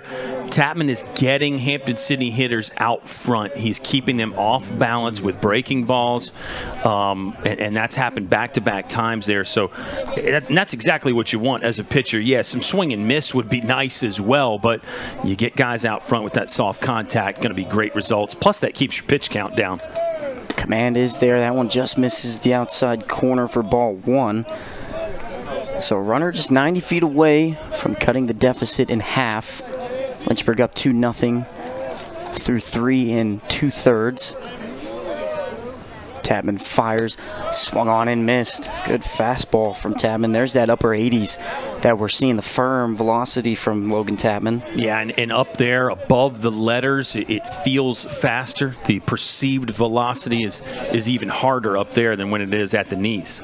High-level fastballs, hitters love swinging at them. That one misses outside for ball two, so it'll be a 2-1 count on Chambers with 2 outs. So obviously that runner on third is in your mind. You don't want to give the first run of the game up. But with 2 outs, you're not completely focused on him. You're really worried about the hitter. 2-1 pitch, line to the right side, foul ball. It'll even up the count. We'll have deuces wild. 2 balls, 2 strikes, and 2 outs. In a 2-0 game as well. Another guy out front, though, Christian Chambers. Hampden-Sydney really just having a hard time with the mix that Tapman's got going right now. He's changing speeds very effectively. Hard to pick up out of his hand. 2-2 count. Tapman sets, winds, and fires. That one popped up to left field. Logan Webster ranging back, and he's got it for the third out of the inning. So another hit by Tapman, but another decently quick inning. Only 4 batters. And so that will be 4 innings for Logan Tapman. He's doing a great job. Just 40 pitches through 4 innings. So great job by him. This Lynchburg lineup going to see if they can extend a lead here in the bottom half of the 4th. We'll be right back. We'll take a quick breather for the bottom half of the 4th inning on the Lynchburg Hornets Sports Network. Look what you're missing.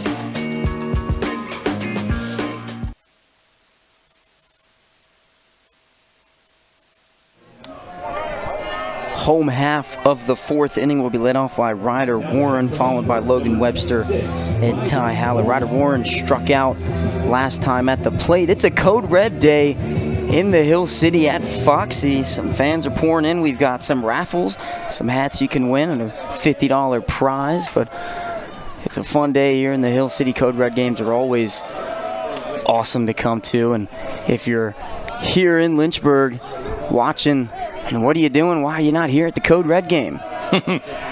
It's a nice day for baseball. It's chilly, though. It got cold again. Yeah, it's been in the upper 70s the last really week. Around the 40s, 50s the last couple days. We did get some rain earlier in the week, which pushed this game back. This was supposed to be a yesterday affair between the two teams, but they moved it to today. Christopher Newport midweek game for the Hornets also moved to tomorrow, so they'll travel down to Virginia Beach. 2-1 count on Ryder Warren.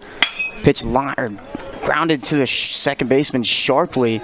So good swing by Ryder Warren. Throws in time. It'll be the first out of the inning. Looks like Lynchburg's putting a lot of good swings on balls, doesn't it? I mean, you think back to Pokey in the last at bat. It's a ball that gets caught at the track. I mean, he really hit that on the nose. And that one there from Ryder Warren, obviously a lower launch angle, but still really stung it nicely. Yeah, I wanted to say line to the second baseman. It was just a two-hopper, but that will classify as a ground ball. That'll bring up Logan Webster, the left fielder. He flew out to center field his last time out. Watches that one go inside for ball 1. Logan Webster has typically been the 9-hole hitter for this Lynchburg squad, but ever since the injury at third base for Gavin Collins, which he got sliding into second, Matic Tsutsui has turned into that third baseman, 9-hole second leadoff hitter. Logan Webster moved up in the lineup, which he's used to. He's really been playing all around the Lynchburg lineup ever since he came into the Hill City as a freshman. Got a lot of starts, has found a ton of success here at Foxy and all around the conference. Yeah, over 130 career hits for Logan Webster. And I always talk about he's got some sneaky power numbers in there too, Ethan. It's 36 extra base hits for Logan Webster. Found a lot of success. That one fouled to the left side. And we talked about it the last at-bat that he had. He fouled off a ton, and he's back into a 2-2 count, which, I mean, going back, he probably had, 4 or 5 foul balls in that last at-bat. Later popped up or flew out to the center field. So a good at-bat, a quality at-bat for Logan Webster. And he's looking to do the same. 2-2 count, swung on and missed. Strike 3, so it'll be a strikeout on the curveball for Logan Webster. Did you notice that Hampden-Sydney doesn't throw it around on a strikeout? Actually, did even not with notice nobody that. on base? Yeah. That's an interesting one. I don't know why that bothers me. I always thought of it as like a celebratory throw it around. Don't dwell on it or anything, but I don't know why that bothers me. Well, you know, I think there is some thought to you let your infielders kind of have a chance to keep their arms loose because they haven't thrown in a bit. The in-between inning warm-up. So I think that's where it comes from. Also, you give your pitcher a little breather as well when you do that. Let him catch his breath. Although Sterling Austin seems to like working quick, so maybe that's the rhyme to the reason there is he blew Ty Hallett away with a high fastball, 0-2 count. Yeah, you can see Ty Hallett tried to have a couple words with the umpire, maybe not ready. So he's down quickly, 0-2 in the count. Ty Hallett, along with Pokrag, has been one of the more clutch hitters on this squad as of late. So 0-2 count. That one's down low for ball 1. Going back to that Randolph-Macon midweek a couple weeks ago, that 2-out double that scored 2 runs and helped the Hornets later on win that game. 1-2 count, another quick set as he fouls that one straight back. Yeah, we'll have to see with other pitchers if Hampden-Sydney still doesn't throw it around or not. But, you know, you think even when you get an out in the field, you throw it around after that, too. So it's not just a strikeout. Got to keep our eyes peeled and see what the Tigers do. 1-2 pitch, swung on and missed. Oh, it'll be a foul ball. So good job from Ty Hallett to be able to stay alive. We're seeing quick tempo from the Hampden-Sydney pitchers so far, which if you're in a groove, you got to keep going. You can keep that same tempo. He's found a lot of success this inning so far. 1-2 pitch on Hallett. Low in the dirt for ball 2, and it'll be deuces wild. 2 balls, 2 strikes, and 2 outs. And 2 runs, like you said last time, for Ty Hallett, who is number 22. There you go. Yeah, that's a lot. That's more than a full house. 2-2 pitch outside for ball 3. So full count on Ty Hallett. Done a great job. Went down quickly 0-2, and he's fought back into a full count. Yeah, really good fight. Looked like he was out front a couple times, but seems to have made an adjustment. Full count pitch. Fired, swung on and missed, strike 3, and that will be the 3rd out of the inning. 2 strikeouts for Austin, 1 on Logan Webster and 1 on Ty Hallett that inning. And a ground out from Ryder Warren. So quick 3 up, 3 down for Austin and the Tigers. We will head into the top of the 5th. Tapman still out on the mound, commanding the zone really well. We'll take a quick breather on the Lynchburg Hornets Sports Network. I learned a lot of valuable lessons playing college football. I never thought about the health benefits of exercise until I actually started to talk to coaches in college. It's not only just for performance, it's for life. My coaches instilled the importance of well-being, not only building up strength, mental health, getting enough sleep, eating properly is all what it is to be healthy. I decided that I want to go into personal trainer and share my knowledge that I obtained in college about physical and mental well-being. Want to have some outdoor adventures while getting a degree at the same time?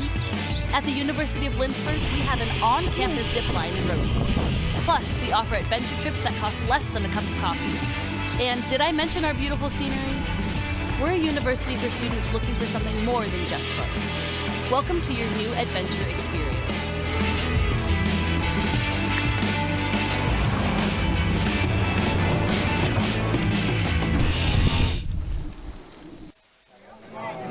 Welcome back to Fox Field, top of the 5th action, and we appreciate every single one of you in the chat. We've got 152 watching, and we have a couple more shout-outs. Stephen Watson from Raleigh, North Carolina. Nathaniel Mack, my good buddy, saying Gavin Jones is the GOAT. And then we've got Avery Neves saying Gavin's the man. We appreciate everybody here. So we've got Logan Tapman still on the mound. He's doing a great job, just 40 pitches through 4 innings.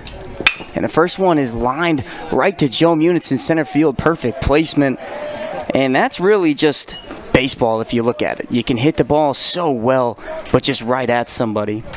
And that's part of why the pitch count is down, because Hampden-Sydney attacking early. It was my guy Matt Arnold there ambushing a fastball. Hit it well. I want to talk about Matt Arnold and his wonderful high school coach and my buddy Chad Anderson, but we need Matt Arnold to take a pitch. He's seen 2 pitches, ground into a double play, and then flew out to center there. So that's, again, we saw this with the Ferrum Panthers, didn't we, Ethan? Ferrum was ultra aggressive. Hampden-Sydney's doing that same thing against Logan Tapman. They feel like they've got a pretty good idea of what Tapman wants to do. They know he doesn't walk a lot of people. The K to walk ratio is very good for Logan Tapman. So they're jumping on pitches that are in the zone early. And, of course, as soon as I say he doesn't walk many people, he falls behind 2-0 to Jace Howell. Yeah, and I really like the approach that, again, Ferrum and these Tigers hitters are having, as that one just misses the outside corner for ball 3. So 3-0 count, but I really like the approach. You know that this Lynchburg pitching is doing so well, and Logan Tapman, Tyler Kaltrider, and Nick Matfield, and they're going to throw you pitches to hit. As Tapman walks Howell in 4 pitches. Yeah, we talked all about the control and the efficiency, and Tapman with a 4-pitch walk. For Logan Tapman, that is only walk number 8 this season, and including this game now, it's over 36 innings pitched. So think about that. He's basically walking 1 batter every 3 innings. That's it. I mean, that's how good the control has been. Impressive stats from Logan Tapman, but he's got a runner on first. Picks off. Not in time. A slow call by the umpire. Lynchburg dugout thought that they had the runner at first. So you've got 1 out and Howell on first base. So 1 pitch away from getting out of the top of the 5th. But you're also, if you're Sydney, you're 1 pitch away from tying up the ball game. Tapman picks over to first again, not in time.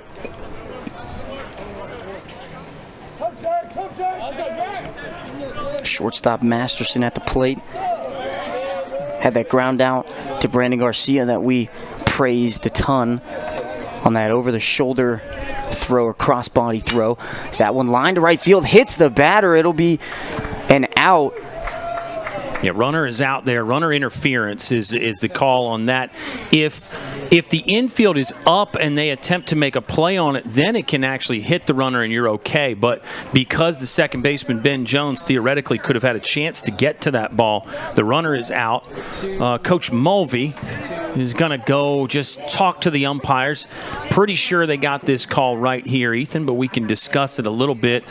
And it's obviously some bad luck for the runner. Yes, there's some athleticism, some anticipation involved, but if you hit a ball pretty solid with a metal bat, it's going to come off at 90 to 100 miles an hour. You really don't have a lot of reaction time as a runner there. So I think you file that one under bad luck. Yeah, tough play. Definitely got that one right. It was really sharply hit from Masterson, so a good barrel there. And it easily probably would have moved Howell to third base and would have possibly had runners on the corner. But now instead you've got 2 outs and a runner on first.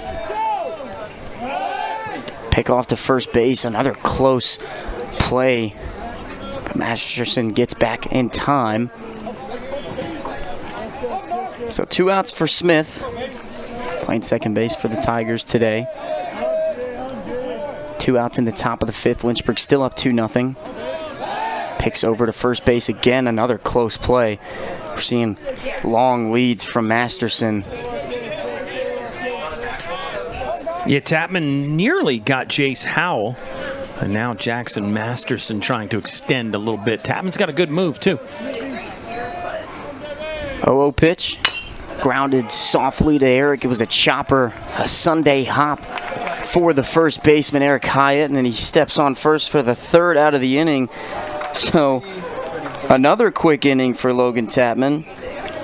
And we are going to head to the bottom of the 5th. We're moving and grooving in this game. We're just reached the halfway point as the top of the 5th closes. We'll still see Austin on the mound for the Tigers, and we will take a short break and head to the home half of the 5th inning on the Lynchburg Hornets Sports Network.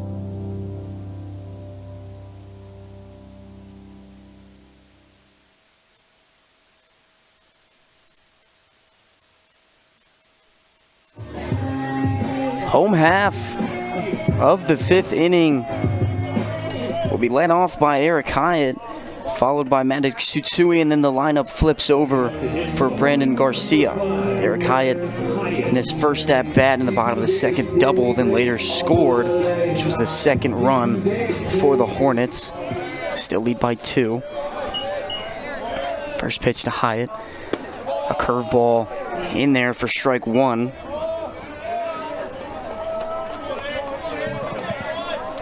Eric Hyatt, one of those hitters that if he heats up for this lineup, it's going to cause even more problems for opposing teams, as that one's inside for ball 1 and even up the count. Another guy with some proven postseason numbers as well. Led the team in RBI in Cedar Rapids in the 2023 postseason run. And he was really cooking in Eastlake last year, hitting over 500 in those 4 games at the Division III World Series, which is not the preferred term by the NCAA, but we still use that term, D3 World Series, some anyway. 2-1 pitch inside. It'll be 3 balls and 1 strike against Eric Hyatt. So Austin in danger of walking the leadoff batter for the Hornets, and we know that Whenever that happens, it always causes trouble for a defense. And this Lynchburg lineup loves capitalizing on free 90s. 3-1 pitch inside and high, so it will be a leadoff walk for Eric Hyatt, and he reaches for a second time today, and that'll bring up the third baseman, Maddox Tsutsui. Second walk that Sterling Austin has issued. It's actually the first time this game that Lynchburg has gotten the leadoff runner on. They have scored twice. Solo runs in innings 1 and 2 for Lynchburg. And right now it's 4 hits for Lynchburg as a unit. A runner on first with no outs. We could possibly see a sac bunt from Maddox Tsutsui, and we will. That one's in the dirt, gets by the catcher. Eric Hyatt will head for second base. So now that puts Lynchburg in an even better position. You could possibly get that sac bunt down and move Eric Hyatt 90 feet away instead of 180. Yeah, I think the sacrifice bunt probably still going to be on here with the awareness that you could change that. Let's see what kind of coverage Hampden-Sydney decides to go with. Could possibly see a reverse move to try and draw out the bunt to go to second base. Tsutsui lays the bunt down third base. Beautiful bunt. It will not go foul, and it'll be a base hit for Maddox Tsutsui, and we're going to have runners on the corners. First hit for Lynchburg since the second inning. Perfectly placed bunt from Tsutsui. Austin, you could see, kind of gave the gesture, hold the arms up there. He wanted that ball to go foul. I think the call from the catcher, Noah Leonard, was let it go foul, but that one still had about a yard or so between the baseball and the white line. And you're going to get a mound visit, possibly a change coming up here, as this would be the third time through the lineup for Sterling Austin. And sometimes that's a tell right there. Obviously, the numbers say every time you face a hitter, the average should go up. And we'll wait and see if Sterling Austin tries to extricate himself from his own jam here, or if he's going to have to hand the ball off to a teammate. Going back to the bunt, I think that's a good call by Leonard. It's a tough play no matter what, if you let it go foul or if you pick it up and try and throw it to first. And with how good of a bunt that is, and Tsutsui does have speed to get to first base, and I think as soon as he put that bunt down, he was reaching first base no matter what. And if you pick that up and throw it to first, you're always in trouble of throwing it away and an extra run scoring. So I think that's a good call to try and let it go foul, just in case it were to go onto the left side of the line. But yeah. Well, once you see that it's not going foul, your play then becomes pick it up and then arm fake to first base and see if you can get the runner, Eric Hyde in this case, taking a big turn at third. Now, you may not have anybody covering third, although on your bunt coverage you should have somebody there. Looks like Sterling Austin is staying in. But you'll see this man in the batter's box, Brandon Garcia, he'll use the arm fake a lot when he does not have a play at first. Try to get somebody taking a turn. Doesn't always work, but it's basically a low-risk attempt at getting another out. And they're going to do a squeeze attempt. Always going to be in the back of the mind. That one's going to go foul, so Eric Hyatt will head back to third. Squeeze is always a tough play, whether it's just a regular squeeze or a suicide. Suicide, obviously, with the runner on third would be advancing. You only really see that typically in the bottom of the ninth, trying to get that walk-off run. But you want to keep it on the first base side if you're Garcia. And that adds some pressure on the runner on third as that one's picked over towards first base. Tsutsui gets back in time. So you want to put it down the third baseline. That puts pressure on Eric Hyde at third because you got to get a good read in case it's not a good bunt. And right back to the pitcher, you could toss it right back to the plate. So we'll see it again. That one hits the dirt. Eric Hyatt about halfway will be run back as the third baseman, Howell, will also charge with him. So I think that's a good read by Eric Hyatt. You go just as far as the third baseman. Yeah, and then of course Maddox Tsutsui takes second because nobody's covering there. So that's one of the other things that the first to third safety squeeze does. It moves the infield around so much, and Hampden-Sydney did not have their T's crossed and their I's dotted on that bunt coverage. I don't think it's the worst situation with Maddox Tsutsui taking second because it also allows your first baseman to creep in a little bit, but with 2 strikes, they're going to just have infield in. As that one grounded to the right side, it gets past the Tigers defense. 2 runs are going to score on an RBI single for Brandon Garcia. It's another multi-hit game for Brandon Garcia. He has a 14-game hitting streak, by the way. He's hit safely in 16 of his last 17. Drives in 2 right there with the drawn-in infield. We're going to get the pitching change, and that's one of those double-edged swords there. You bring in the infield to try to cut down the runner at third. Makes those holes and those hitting lanes a little bit bigger. I guess the old saying was you turn a 300 hitter into a 400 hitter by bringing the infield in. But Hampden-Sydney thought that was the time to do it. Didn't work out that instance, and now it's a 4-0 Lynchburg lead as Sterling Austin will exit here in the bottom of the 5th. First multi-run inning for Lynchburg here in the game, and got a chance to really blow it open now. Still nobody out.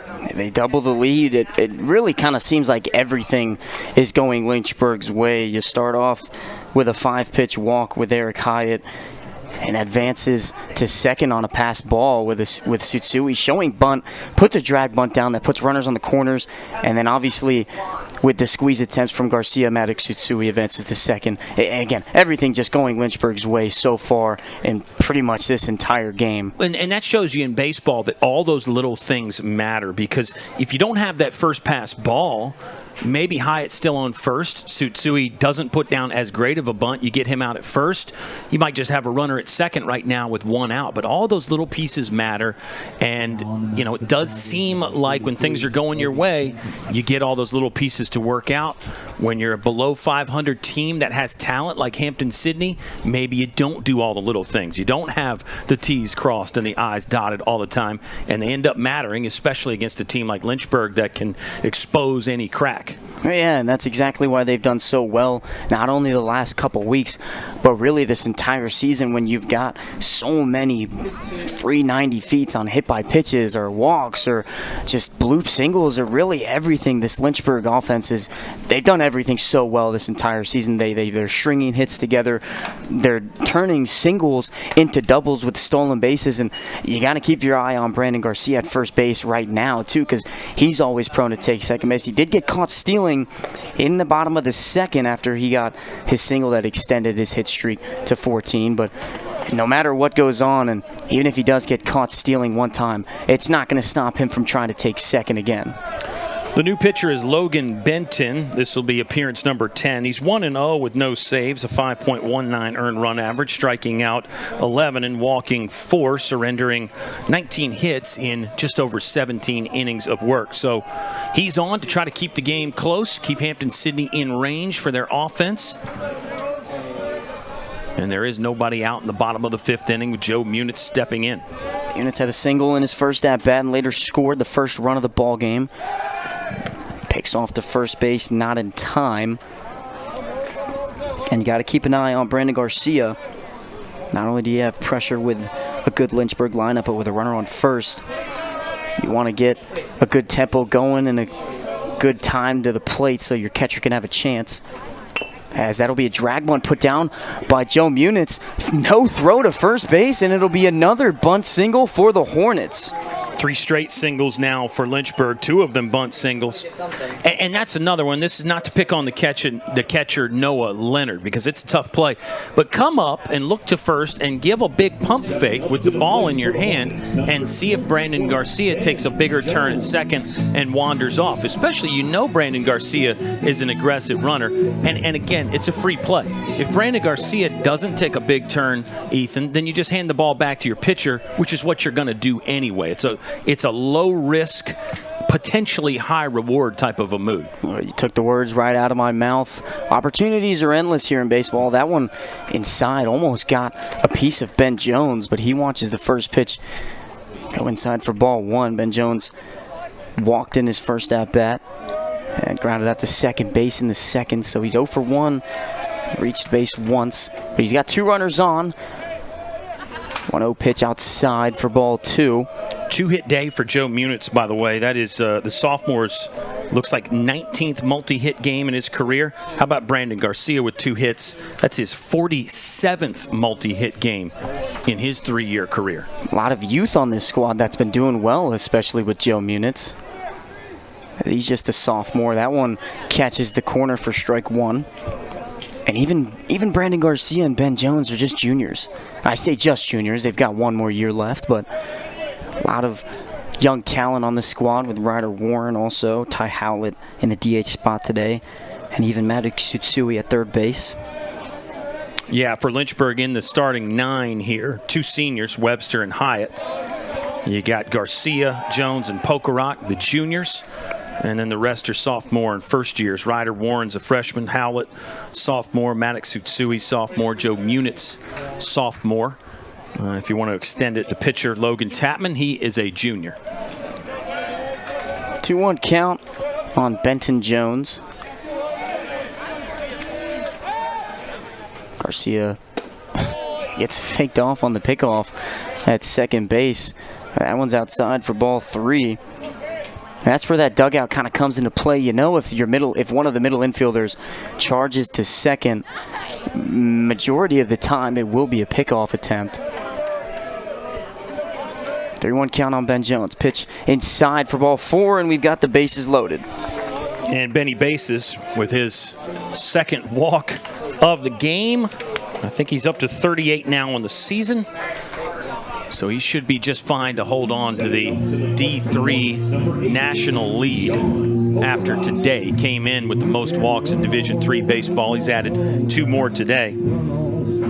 Plate discipline like no other for Ben Jones, and then you combine that with his power and his hitting ability. Sometimes pitchers do end up pitching around him. Here we go. Bases loaded for the guy that really knows how to drive in runs. Sean Pokerak at the plate. First pitch popped up. Shallow right center field. Right fielder ranging in. Brandon Garcia will take off for the plate. He won't stop. The throw cut off by the first baseman, and it'll be an RBI for Sean Pokerak. That's that clutch that we're talking about. Yep. Again, awareness of the situation, awareness of I need a pitch that I can elevate, get the ball in the outfield for sac fly, double, home run. In this case, just a sac fly. Didn't get a lot of it. Brandon Garcia's speed really helped make that play there, but Lynchburg is now on top 5-0. It's a 3-run inning. Ryder Warren steps up 0 for 2 today with a strikeout and a ground out. He's got runners on first and second. Another hitter that's prone to put a drag bunt down. Swinging away, not swinging, but that one's in the dirt for ball 1. If you just look at Logan Benton, I really like his stuff. Comes at you from the sidearm. Got that frisbee slider. You could tell that had a lot of movement. Put that right there on the back foot of Ryder Warren. Nice take by Warren there to not swing at that, because that's a really good pitch.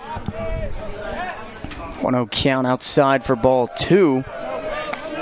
Again, I was a fan. I'm always a fan of those 3/4 sidearm or even lower. And you go back a couple years ago, Santiago Meneses really came way down there, had a looping 2-seamer and slider, was effective in doing so. That one grounded to the right side. It will go foul. So Ryder Warren will have a 2-1 count. Yeah, Meneses was a key bullpen guy for Lynchburg. And yeah, it's always nice to have options down there of different arm slots in your bullpen. So you can play the matchup game if you find a team that maybe had previously struggled against a side armor, or you just want to give teams a different look after facing a more traditional arm slot. 2-1 count. Swung on, foul tip into the glove, so it'll be strike 2.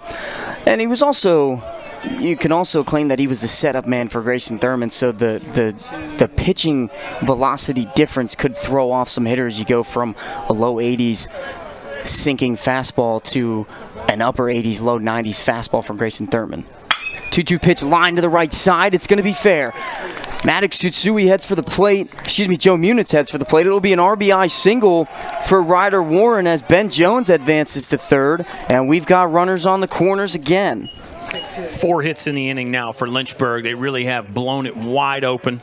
And this is the problem when your starter runs out of gas and you have to go to the bullpen. Again, the Lynchburg Hornets offense, they're so good about exposing the cracks. I know Lynchburg, you look at the stats offensively, they only hit .283 as a team, which is actually close to the bottom in the Old Dominion Athletic Conference, but they seem to come alive when it matters most. They have a feel for the game. They jump on your pitchers when they start to tire, and then they, again, expose those bullpen guys if they're not ready to get the job done. And I think it goes back to how Lynchburg, in the last 7 years, and you could go back to Lucas Jones being a huge reason for this, is Lynchburg has done the little things correctly every single season, and it's helped them find so much success. They all add up, as we've discussed. They really do. And they can make life very difficult for opponents. You don't get to be 24-4 by accident, and that's where Lynchburg is at right now, and they're in charge in this midweek affair. We didn't even really talk about the revenge aspect. Ethan, I wonder how much was this Lynchburg team jazzed up to try to erase the midweek victory from 3 weeks ago that Hampden-Sydney delivered. This guy was on the mound for part of that, by the way. The new pitcher is Alex Fitzhugh. He's 3-2 with 2 saves. He is one of those that I file under the premier bullpen option category, guys. Yeah, this Lynchburg lineup, and going back to that revenge aspect, they've wanted to play Hampden-Sydney ever since they lost to them. They know that obviously Sydney played them well, but when you lose to a rival that's just down the road, about an hour down the road, you want to play them again so you can get the better of them the second time, and that's so far what Lynchburg has done. They're up by 6 in 5 innings of play. And I was talking to Nick Matfield, who's the Game 2 weekend starter. I asked him, so you guys going to win at midweek? And his response was, we better. And so he's confident in his team. And I think everybody in the ballpark, if you're Lynchburg, are also confident in this squad. And that's really been the main word for the game today. We've said it 100 times, whether that's for the Lynchburg lineup or our third colored commentary, Kevin Jones, down in the dugout. Yeah, maybe he's the good luck charm. If you're superstitious, now we got to have not only Gavin Jones on the broadcast, but he's got to be the bat boy again next game, which is tomorrow. Logan Webster putting a bunt down, trying to get another squeeze. So runners on the corners for the left fielder from Chesapeake, Virginia, Logan Webster. Alex Fitzhugh last time against Lynchburg, 3 innings, only gave up 1 hit, struck out 2 and walked 2. Hasn't pitched in a week. He threw 4 1/3 against Randolph-Macon last week. Webster showing bunt again, can't put it down. Throw back to third. It was casual. Yeah, not in time. Almost looked like Ben Jones wasn't expecting a throw to third base, but he's looking at the dugout. Nobody was warning him, but at that point you also still have to have that internal clock and know that you're off the bag and you were breaking, so the catcher's going to be looking right at you. Pick off to Ryder Warren at first base, not in time. So even count at 1-1 with 1 out for Logan Webster. And going back to that bullpen aspect, you don't want to throw too many arms, but you want to stay in the game because you've got a weekend game as Webster bunts that one foul, showing some frustration. But again, you've got 2 weekend games this weekend. You don't want to throw too many bullpen arms because then you won't have enough pitchers just in case your starters for your doubleheader don't go as far as you need them to. Yeah, bullpen management. You up at every level of baseball. I mean, that's the thing that keeps the coaches up at night. You hear guys in the big leagues, even these guys like Terry Francona have been managing for 20, 30 years. They say that's still one of the biggest parts is how do you manage that bullpen? Keep guys not only fresh, but use your options in a way that gives you a chance to win.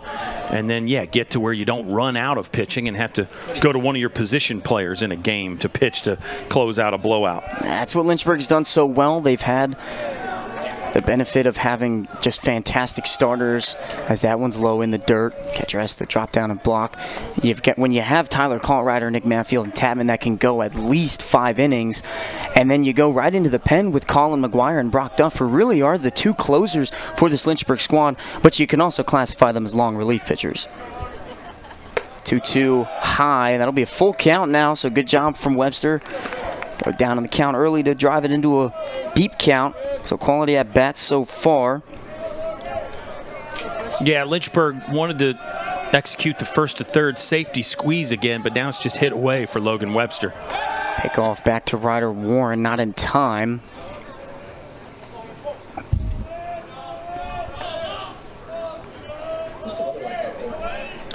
Fitzhugh's got good action on his slider as well. We're seeing Hampden-Sydney throw Lynchburg quite a few breaking balls. And we've obviously seen Lynchburg do that quite a bit as a pitching staff as well. Full count on Webster. Warren takes off for second. No throw. It will be a swinging strikeout for Logan Webster, his second of the ball game. And that'll bring up the DH, Ty Howlett, with runners on second and third. Howlett struck out a couple times, came into the game hitting .583. He really has been a pinch hitting specialist. The pinch hit numbers are incredible this year for Ty Howlett. In 5 pinch hit appearances, he's got 5 driven in. He's 3 for 3. There's a walk and a sac fly in there as well. But struggling a little bit in the starting role here. And sometimes it's just the difference in being able to go up there and see ball, hit ball, the pinch hit. Or maybe he's more locked in with those pinch hit appearances. Hard to put yourself inside his brain. 1-0 pitch swung on and missed for strike one. I definitely don't think it's because he's not locked in now. Don't take that comment the wrong way. It's just I don't know if you can make anything out of the fact that he's so good pinch hitting and the fact that he's maybe struggling a little bit here in the starting role. Alex Fitzhugh went a little too quickly there. Ty Howlett wasn't ready with the eye contact, so our umpire steps out to tell Fitzhugh to slow down. But it does seem like it's a trend with these Hampden-Sydney pitchers. They like to work fast. 1-1 count on Howlett, fouled to the left side. I think one of the talking points for Ty Howlett and doing so well in the pinch hitting role is that, and this may sound, coming out, it might sound like a joke, but it's just getting up there and doing it. And I think that having that mindset is so huge in the pinch hitting role. That one's high for ball 2. And I think you could argue there's a bit more pressure on the pitcher in those situations, potentially. I mean, each situation's different. He's pinch hit 5 times, and I think this is start number 3 for Ty Howlett now, so hard to really sum it up that simply. Deuces wild, Ty Howlett, pitch outside. So another full count at bat for Ty Howlett. Runners on second and third. A walk here isn't the worst thing, but you don't want to bring up a red-hot Eric Hyatt with the bases loaded. Full count. Pitch outside for ball 4, and it will load the bases for Eric Hyatt. Yeah, maybe it's a better matchup. It'll be a right-on-right matchup. No mound visit really to discuss that with Alex Fitzhugh. Now, he's a seasoned veteran. He may have an understanding of the Lynchburg order and who's coming up next. And, of course, you can always just look at the on-deck circle and see guys. But Fitzhugh's been around for a while, so he knows this Lynchburg team and had good success against them last time. First pitch against Eric Hyatt. Inside for ball 1. So great way for Eric Hyatt to start the at-bat. Bases loaded, 2 outs. Starting off with that first pitch ball, you know he can't put you anywhere, and you don't want to walk a run in, so you're most likely going to get pitches to hit, but you still have to be selective. As that one finds the corner, it'll even up the count. It looked like Fitzhugh eased off the gas just a little bit to get that one over. Sometimes you have to do that, but obviously a danger in doing that against good hitters. And like you said, Eric Hyatt's really red hot right now. 1-1 count. Also finds that outside corner for strike 2. So now you're quickly down into a protective 2-strike count, but Eric Hyatt, I feel like, loves hitting in 2-strike counts. 1-2 pitch. Just holds. They're going to check down first baseline. First base umpire says he didn't go. So it'll be deuces wild once again. But again, Eric Hyatt is probably one of the best 2-strike hitters on this squad. Yeah, I would agree. In the career, he's got more walks than strikeouts. That tells you a lot right there. And he's going to have a chance at either again, as that one missed. For the career for Eric Hyatt, he is a senior, by the way, but it's 63 walks to only 53 strikeouts. So anytime you can go that long and have more walks than strikeouts as a hitter, that tells you something. Full count for Eric Hyatt with 2 outs. Runners are moving. That one is high for ball 4. And it will be an RBI walk for Eric Hyatt. And we'll keep the bases loaded. Big inning continues here for Lynchburg. They've scored 5 in the 5th. Maybe we should be saying 5s are wild. Here comes the sophomore Maddox Tsutsui, who is 1 for 2 in the game. Maddox Tsutsui playing third base with injured Gavin Collins, who I was speaking to as he's my roommate. I was asking him about his hamstring and how he's doing as first pitch loops in there for strike one, and he says he's doing about as good as he can be. And I'm not gonna lie, Kyle, I didn't know how to take that comment, but I know he's doing everything that he can to get back onto the diamond, as that's another off-speed pitch in there for strike two. Tsutsui now down in the count and has to protect with 2 outs. That's what's so tough about hitting. Guys walk 2 people in a row, then he starts you with 2 strikes. Good take from Tsutsui. You've seen 2 off-speeds go right down Broadway for strike 2. I say right down Broadway, but they don't start that way, but you go right back to it if you're Fitzhugh. 1-2 pitch outside for ball 2. So another deuce is wild in this 5th inning. I think that's what, the 3rd or 4th possibly? So many that we probably got to stop saying it. We're going to run it into the ground. We talk about keeping the counter on balls hit and wake. We might have to keep a counter on that. Deuce is wild. 2-2 pitch. Inside, line to the left side, but it's going to head foul. And we'll do it again at 2-2 with 2 outs. Yeah, good baseball there. I mean, Fitzhugh seems to have gotten the control back, and everything's either been a breaking ball or away. That time he runs one in on the hands of Tsutsui. He's just able to fight it off. 2-2 again. Inside, called strike 3. Fitzhugh gets out of the inning, but not before Lynchburg scores 5 runs on 4 walks and 4 hits. So 5 runs. It'll extend the lead to 7. We will head to the top of the 6th. Logan Tapman will still be on the mound for the Hornets as he continues his dominance so far. Just 46 pitches in 5 innings. And we'll take a short break as Lynchburg heads out on a defense at Fox Field on the Lynchburg Hornets Sports Network.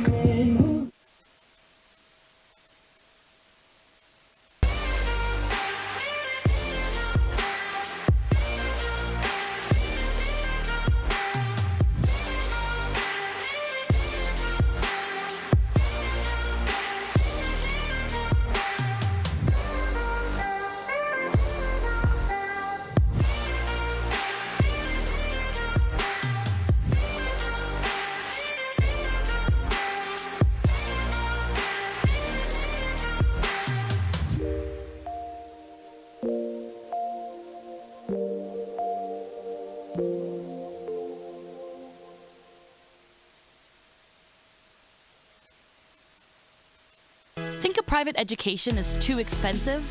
Think again. At the University of Lynchburg, you can get a personalized education for the cost of a state school. If you're commuting and you get our top scholarships, you could pay much less. And you get all that without the hassle of giant lecture halls. Our faculty know your name here and do more than just teach. You might even do research together and plan out your next career moves.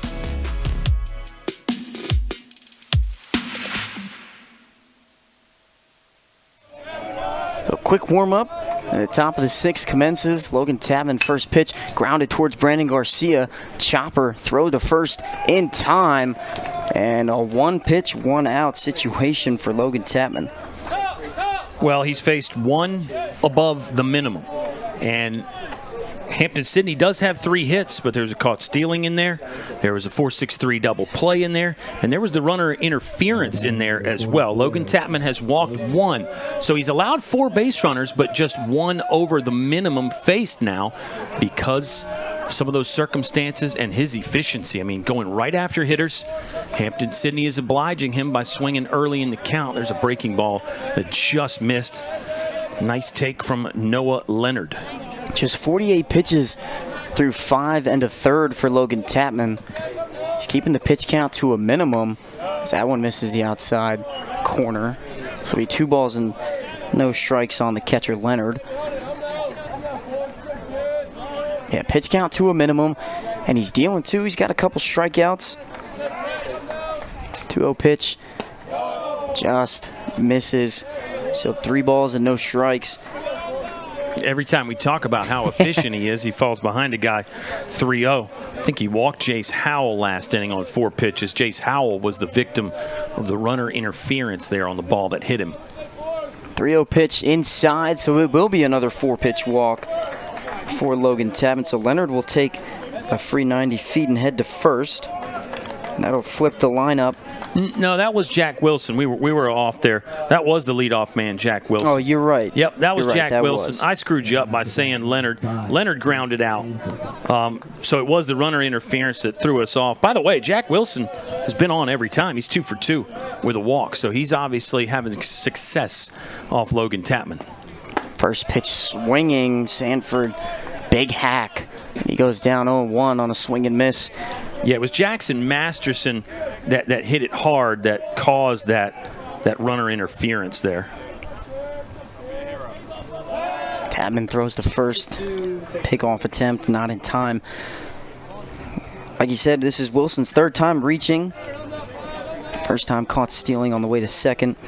Reached 3rd base in the 4th inning, couldn't end up scoring, and now he's on first. As that one just misses the corner. They're going to ask the first base umpire. He says no go.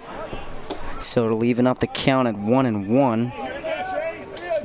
Yeah, Hampden-Sydney's left 2 on the bases, 1 in scoring position. That was Jack Wilson there back in the 4th inning.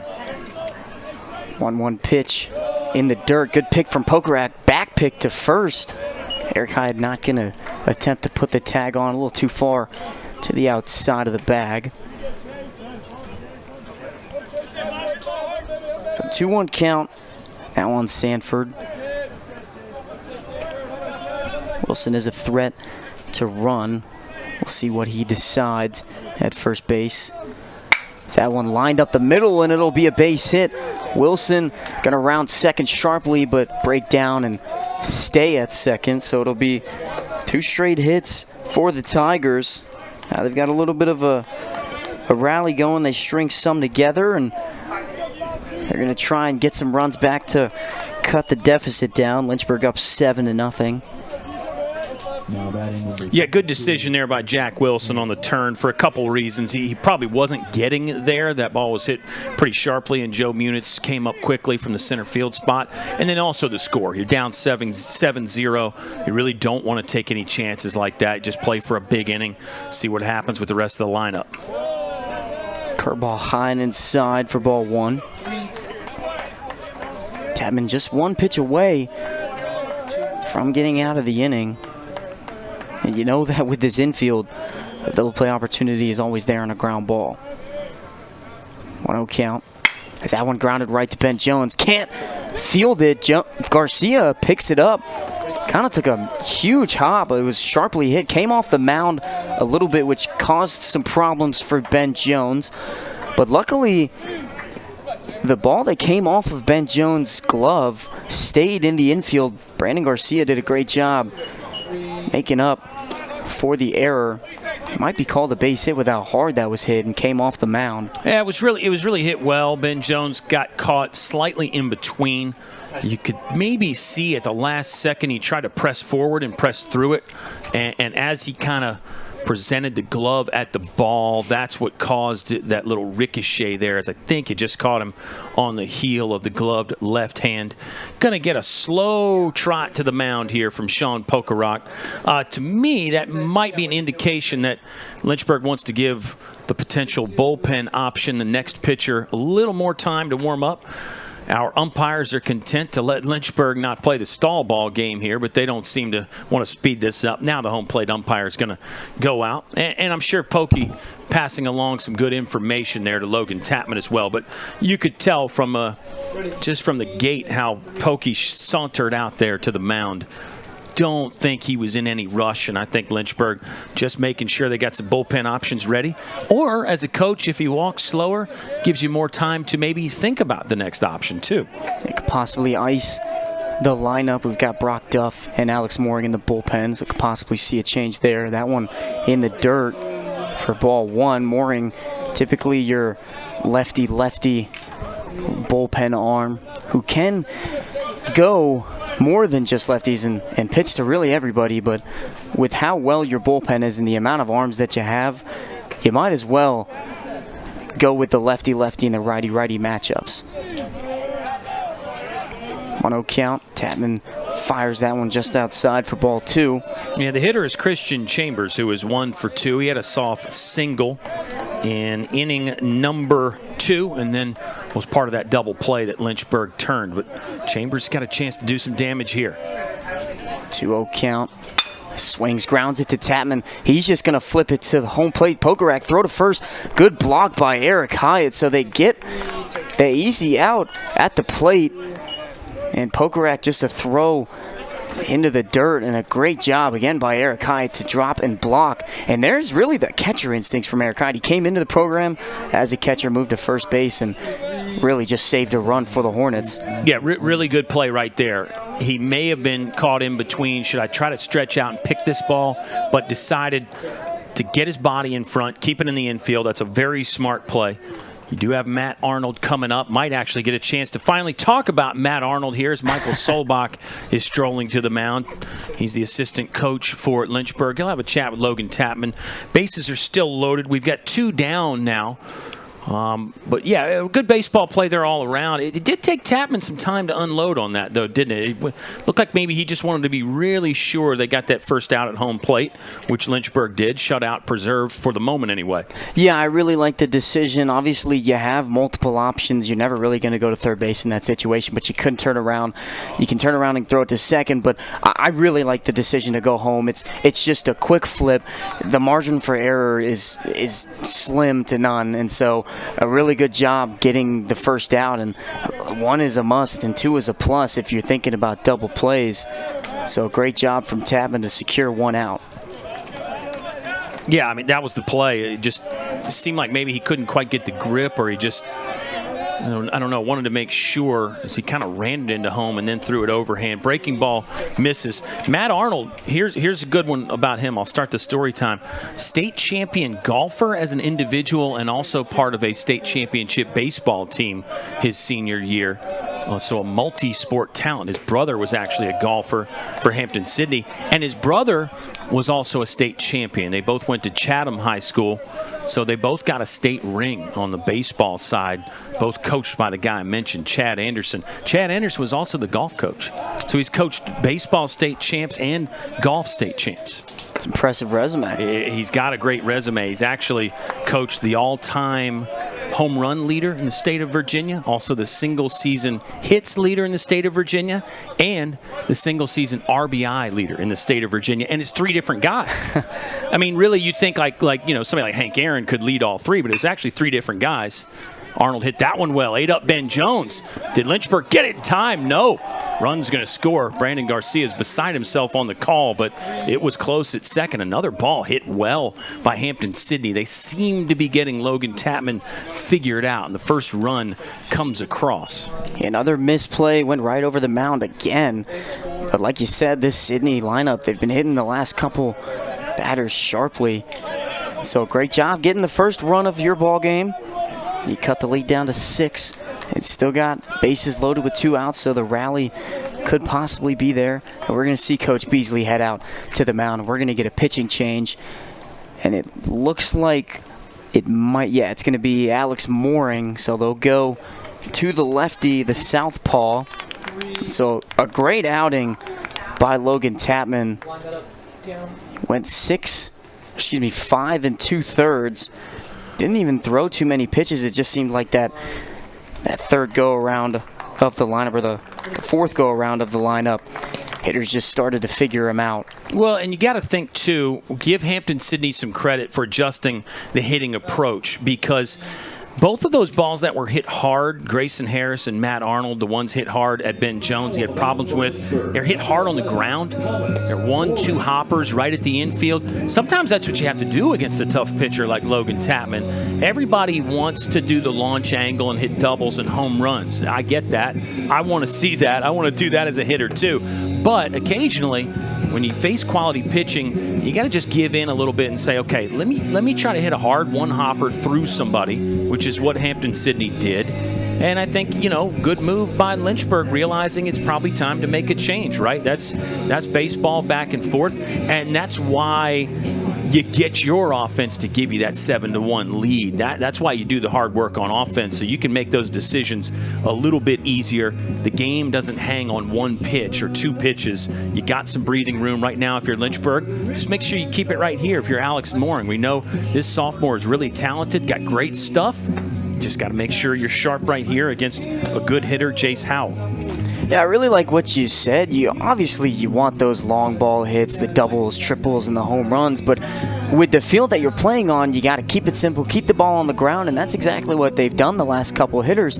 And you've seen the results. We've seen the base hit and the error from a couple misplays from Ben Jones. So I really like what you talked about, simplifying at the plate and letting the infield do the work for you. So Alex Mooring will have the lefty-lefty matchup.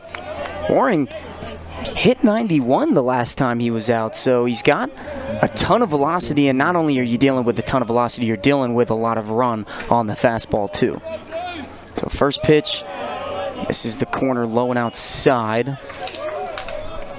Yeah, the numbers for Mooring are really good this year. Smaller sample size, but very, very good. Oh, Tiana, my bad. I got a background. 1-0 count. Curveball just finds that corner for strike one. You were leaving space for me to give those numbers, weren't you? The ERA is still 0 for Thomas Mooring. This is appearance number 6. Struck out 2. He has walked 2. He's not surrendered a hit yet. Even count. That one lined up the middle. Diving Brandon Garcia can't make the play. Joe Munitz fields it cleanly. Throwing not cut off by Eric Hyatt. And so it'll be a 2 RBI single for Howell. Well, I jinxed Mooring. He hadn't given up a hit yet. And then the next swing, it goes through there.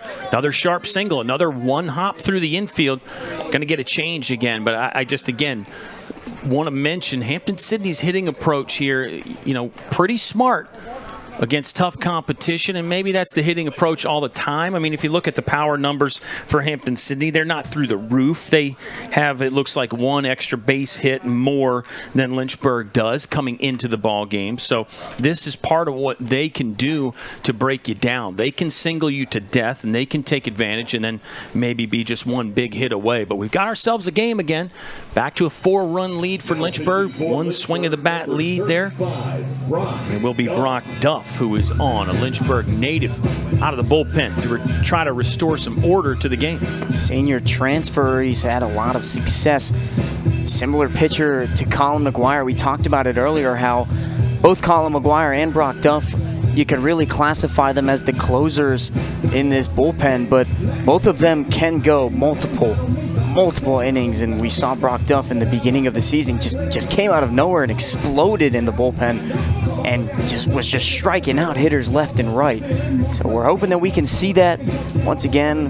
Brock Duff going to try and close out the inning and maybe go some more after that. We've got Trent Judd and Colin McGuire in the bullpen.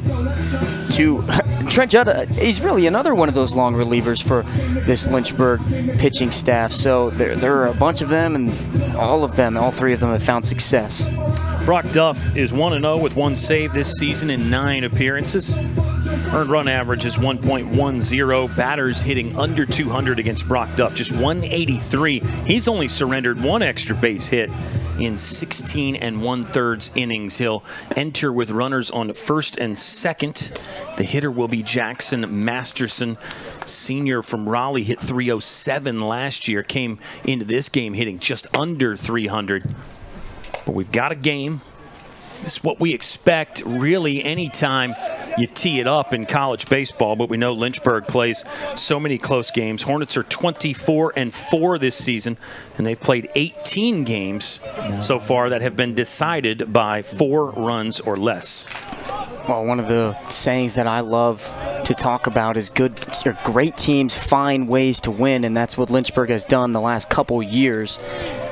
So Brock Duff pitching with runners on first and second, 2 outs. Slider finds the zone. So good start. Good job starting off with the first pitch strike. And that's what's so crucial, especially coming out of the bullpen, is being able to set your tone on the mound with a first pitch strike. 0-1 pitch blooped to the right side, heading foul at will.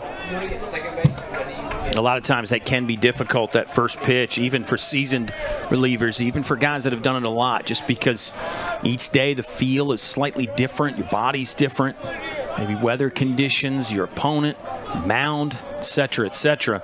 That can be tough, but Brock Duff is making it work here, up 0-2 early. 0-2 pitch with 2 outs. Brock Duff comes set, winds, and fires.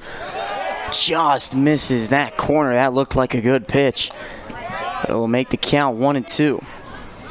Yeah, pretty good. I don't think you can feel bad about that if you're Brock Duff. Probably felt like he just struck out Masterson looking. If you're Jackson Masterson, you gotta make the most of that little reprieve right there. 1-2 count. That one grounded softly to Garcia. Tough play. Picks, throw to first in time. Good stretch by Hyatt. But not before the Tigers come back. They score 3 runs in the top of the 6th. Lynchburg's still up by 4. We're going to see if they can get those runs back in the bottom of the 6th. Don't go anywhere. We've still got 3.5 innings left to play on Fox Field on the Lynchburg Hornets Sports Network. Tim Slusser from the Outdoor Leadership Program gave a presentation at a Teaching and Learning Resources Conference here about getting his program more involved on the academic side of campus. I mentioned computers and mapping, and he mentioned caving, and eventually we came up with the idea of mapping caves. So the week before, we were able to learn how to use the instruments kind of like on a flat surface and just kind of get a hang of how they work. But it was really amazing how once we got in the cave, it was a completely different experience using them. It was unique. It got most of us out of our comfort zone, kind of gave us a new experience, a new taste of something new. But I think the most difficult parts were getting the lighting right. You had to read the instruments with the headlamps while keeping your eye pointed on the plot point. This allowed them to actually literally get their hands dirty, collecting data, conducting measurements, and putting all that together in the form of a map, and doing it in a place that's never been mapped before. The biggest thing that I've taken from Westover is probably my interactions with faculty. I started working with Dr. Fryer. He's always available for help, and he makes sure that I get to do the experiments and not just be there while he does them. I didn't want to limit myself when I came here to just taking the prereqs for med school. I wanted to get a full, well-rounded education, and I definitely found that in the Westover program. It's given me the opportunity to keep playing soccer at a competitive level, but also it's given me the ability to be a student and to pursue other activities such as EMS.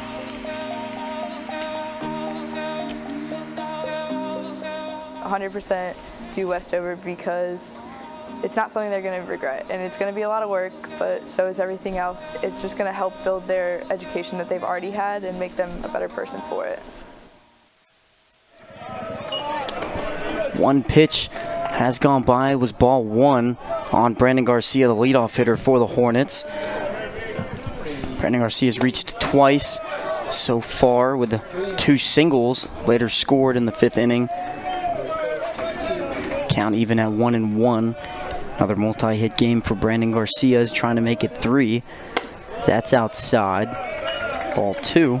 You got to think in his first at bat he hit the ball well also. So I think Brandon Garcia is starting to heat up at the right time. It's a 14-game hitting streak right now for the Lynchburg shortstop. 2-1 count outside. Brandon Garcia, we know, always fighting in any count, no matter if he's up in the count or down. He's going to force a pitcher to throw some strikes to him. So he's up in the count 3-1.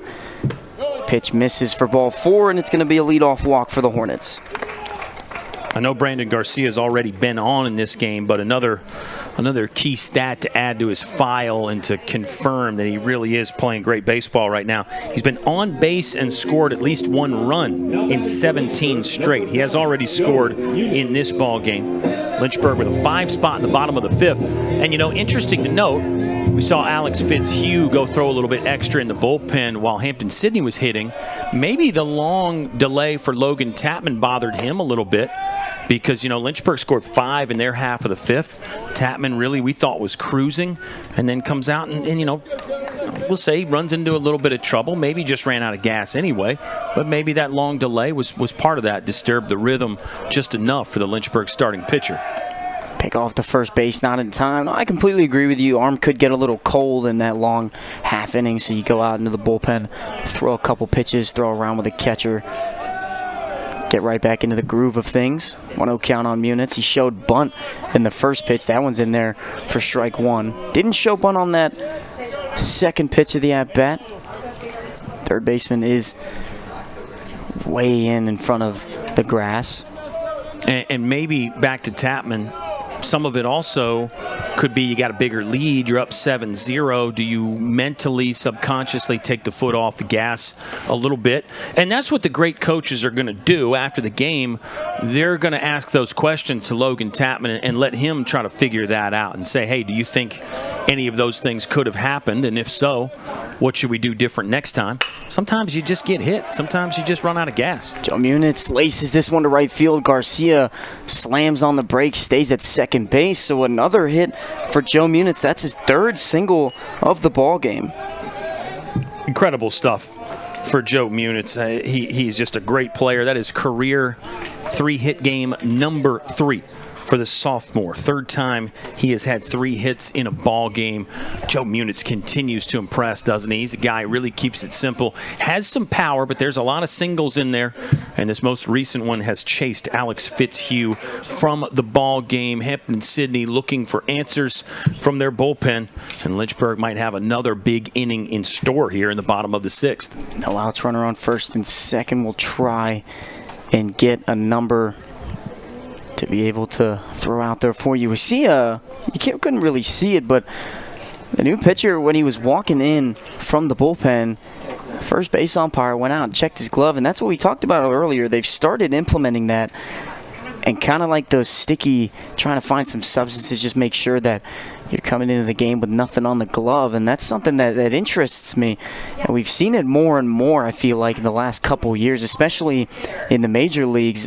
It seems like every single inning, the pitcher's getting checked for substances. Yeah, it's a standard now, and I think they came out and made that official a few years ago. You know, the old rule was, it was kind of an unwritten rule. You could use it at Coors Field, and guys would. But, you know, if you talk to pitchers from the past, they'll tell you, if you're going to go to the pine tar illegally, you kind of have to learn how to use that sticky stuff and learn how to pitch with that extra grip and that extra feel. But, yeah, there was some notable occasions there where pitchers got caught and a few times where they should have gotten caught. And the umpires at this level and, of course, the major league level have just made it a standard. Every inning when the pitcher comes off, they'll go spot check him. And then, yeah, when the pitcher comes out of the bullpen now.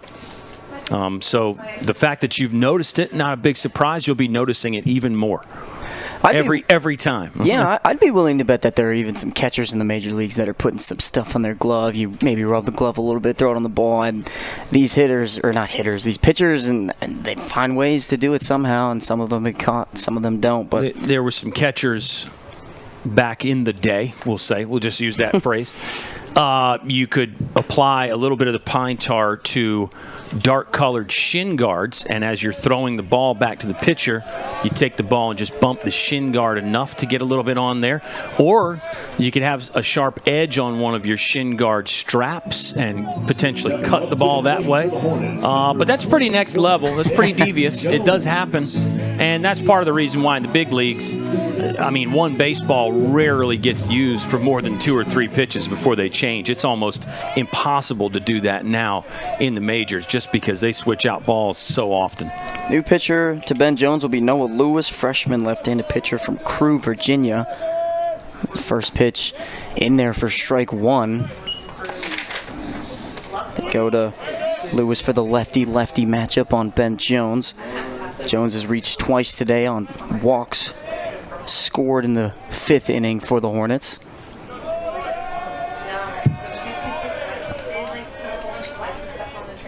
A 1 pitch from Lewis in the dirt. That gets by the catcher quickly, right back from the backstop, but not in time to be able to get Brandon Garcia at third base. And they're going to throw the ball into the Lynchburg dugout.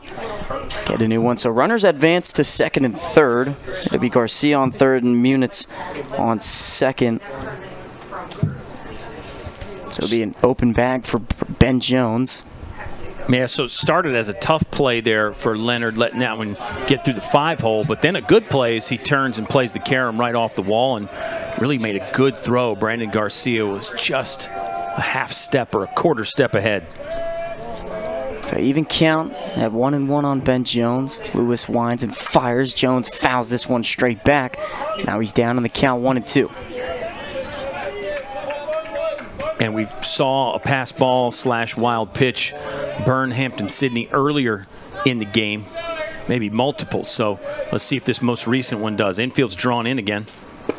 Ben Jones swung on and missed. Strike 3, so it'll be a strikeout for Lewis.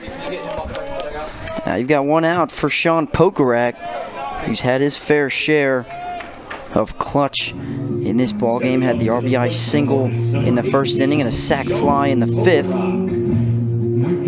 Noah Lewis has got 48 strikeouts on the season now. That's a good scalp right there. That's a trophy get to get Ben Jones striking out with the infield drawn in and nobody out. First pitch to Pokorak inside, but it'll be a strike. We see that quick wind-up or quick motion from Lewis. And so there's that tempo that we've seen from pretty much every single Hampden-Sydney pitcher. That one evens up the count at 1-1. Yeah, they like to get on the mound and pitch quick, and then you're right, fast motions as well. Everything seems quick, although Lewis going to take the glove off there. He's another guy. I mean, he's made 7 starts, but this is now bullpen appearance number 5, it looks like. So there's a bit of a mix there and seemingly no defined roles for the Hampden-Sydney pitching staff. But Lewis is ahead 1-2 here. Clearly, he has good stuff. A lot of command, a lot of pitches he can go to, and he's got Sean Pokorak in a 1-2 count. Lewis fires in the dirt. That one is stopped by the umpire, so he'll step away. That definitely doesn't tickle, but it'll even up the count at 2-2. Tough deal about being an umpire there. You get yelled at by the fans and the coaches, and then all of a sudden the catcher misses one and you got to eat it. But given the thumbs up there, everything's okay for our man Justin Burton, who we see quite a bit in the ODAC games. 2-2 pitch on Sean Pokorak. Catches Sean in the shoulder or the elbow. They're going to say he didn't swing, so it'll load the bases for Ryder Warren.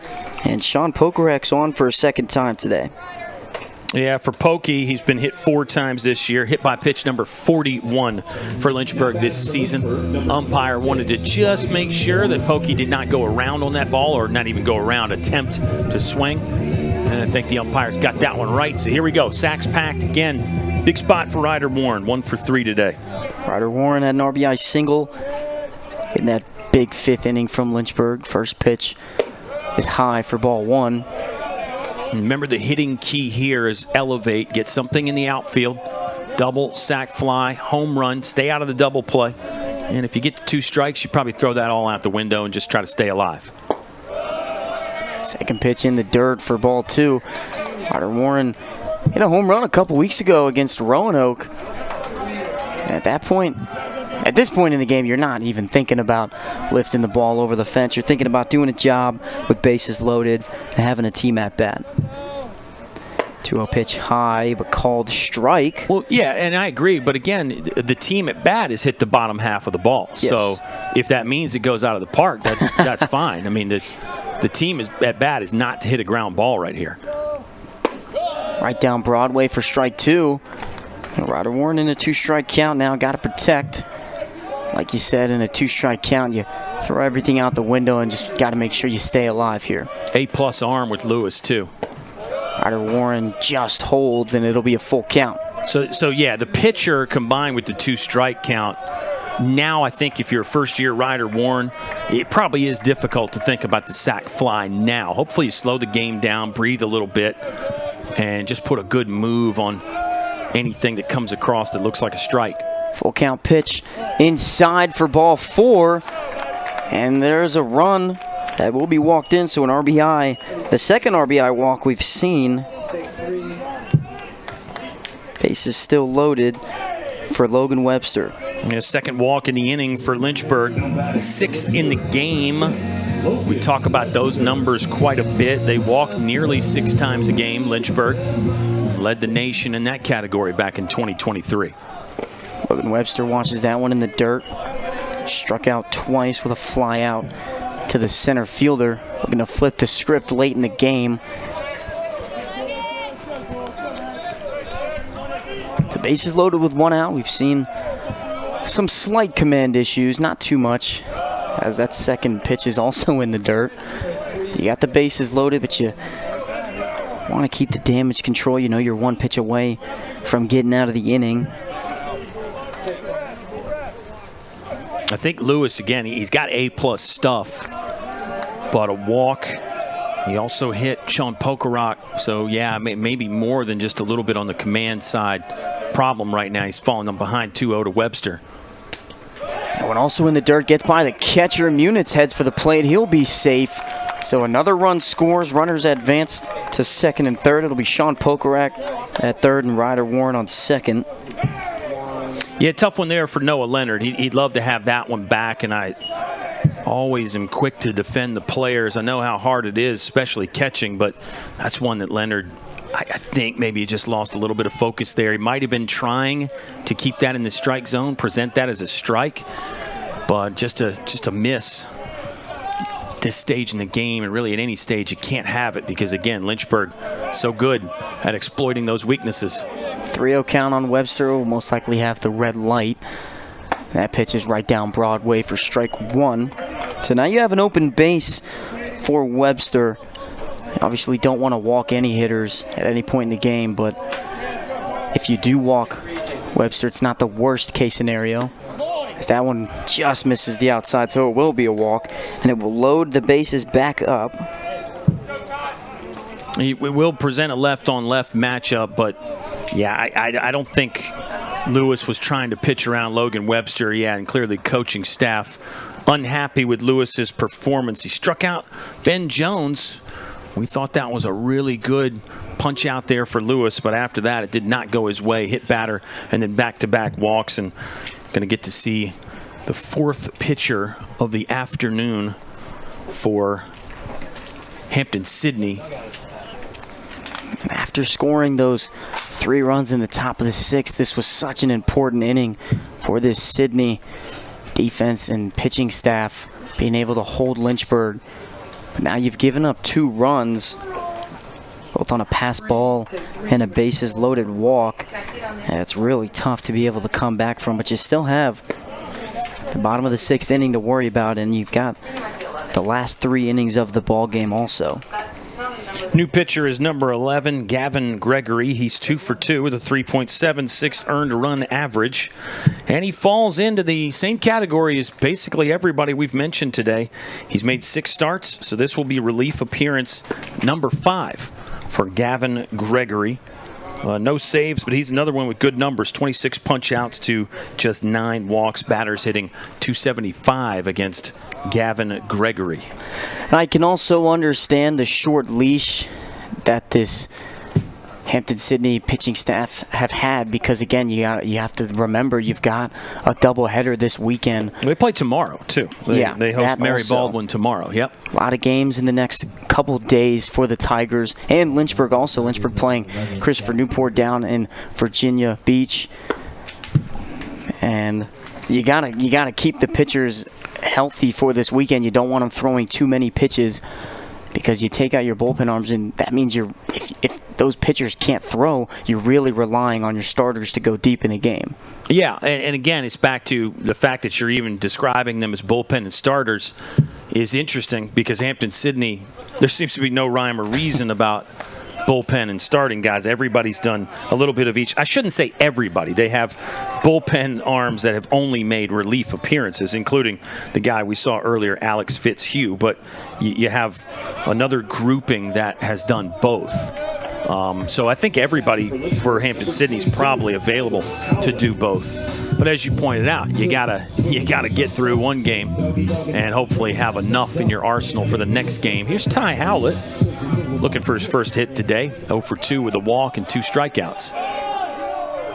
First pitch to Ty Howlett outside. They're going to call it a strike. Caught the corner. So good start coming in out of the pen. Going up in the count against the lefty Ty Howlett. That one fouled to the left side. So quickly, now you're up in the count 0-2. A lot of pitches you can go to in your arsenal. A lot of different spots you can also throw. You've painted that outside corner in the first 2 pitches. Might see some inside action. 0-2 pitch. Down in the dirt for ball 1. Good eye from Ty Howlett. Good save there by Noah Leonard. He's been under duress. He's been under fire. Got to make sure he doesn't let any more hit that back wall. 1-2 count on Howlett. As that one lined to the left side, it's going to get through. 1 run going to score. Ryder Warren rounds third and heads for the plate. And it's going to be a 2 RBI single for Ty Howlett. Yeah, Howlett needed that. He was sitting on 500 for the season. That'll boost him back up over it again. Ty Howlett, 8 for 15 this year. Sophomore continues to impress. Great swing. Great job staying on that outside pitch, staying back. You know, he's really only tried to throw to the outside in every single pitch of the at-bat, so great job staying back, poking it through the hole, and getting 2 RBIs. Taking an 8-run lead. I'll bring up Eric Hyatt. First pitch is low for ball 1. Eric Hyatt has reached base every single time so far with 2 walks and had that double in the bottom of the second. Has crossed the plate twice. So looking to make it a 2 for 2 day. Swords and misses that one, so they're leaving up the count at 1-1. I really think Eric Hyatt is heating up. Struggled to begin the year. His average is still under 200 right now, but don't let that fool you. He's kind of back to his old self. He's found a lot of barrels the last couple games, especially against Ferrum. It seemed like every single ball, except for the hit that he got against the Panthers, seemed like every single ball he was hitting really well to the outfield and finding a lot of barrels. So he's in a 2-1 count with runners on first and second. As that one laced into right center field, it's going to get down. Logan Webster going to round third and head for the plate. He's going to score easily. Eric Hyatt going to pump the brakes at first. Head back, and Ty Howlett will reach third base, and it'll be an RBI single for Eric Hyatt now. Big inning continues for Lynchburg. Garcia walked, Munich singled, Ben Jones struck out, Sean Pokerock hit by a pitch, Warren walked, Logan Webster walked, Ty Howlett singled, now Eric Hyatt has singled. There is 1 out. It's a 12-3 ball game right now in the bottom of the 6th. So Maddox Utsui in the right-handed batter's box. This is the 9th hitter for Lynchburg in this inning. This is the 2nd inning in a row that Lynchburg has scored 9+, and we're going to have Coach Beasley step out and talk to Ty Howlett and Maddox Utsui along with Coach Luke Lowry. Yeah, Coach Travis Beasley taking the offensive timeout. Typically, this has been the third base coach, Luke Lowry, but you can do that when your manager is not coaching the bases. He can step out of the dugout and talk. Did not see Eric Hyatt get involved in that chat, which sometimes will happen, but I think it was just a quick word there from Coach Beasley. Doubt we got any kind of squeeze play on right here. Maybe Coach Beasley just told the guys, hey, don't squeeze. Let's swing away. Make sure we just work on our hitting right now. 9-run lead for the Hornets. That one's outside. A back pick to third base on Ty Howlett. It gets by. So Howlett's going to score, and Eric Hyatt advances to second. So an interesting play by Leonard. 12-3 ball game. Hampden-Sydney was clearly expecting something, maybe because of the offensive timeout from Coach Beasley. So Hampden-Sydney had a little play on there. They try to pick at third, and the throw was just not close, unfortunately. And now it should be a 13-3 ball game. Hyatt moves up to second on the overthrow. 10-run lead for the Hornets. Utsui hits that one into right center. Be tracked down. Eric High going to tag up, and he'll pump the brakes as that one is dropped. And so Eric High will head to third. Tsutsui stays at first. It'll be an error on the right fielder, Sanford. So that's interesting. If I'm the Hampden-Sydney coaching staff, I'm arguing that he caught it and then dropped it on the transfer. But nobody's going out, so it's just going to be an error. Maddox Tsutsui is on. And now Lynchburg, they've batted around. Brandon Garcia's second at bat in the inning, second plate appearance rather. He walked first time up.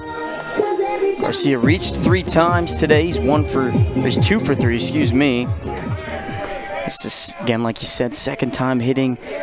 He's hit 3 times in 2 innings. Hornets have scored 11 in the last 2 bottom halves of the 5th and the 6th.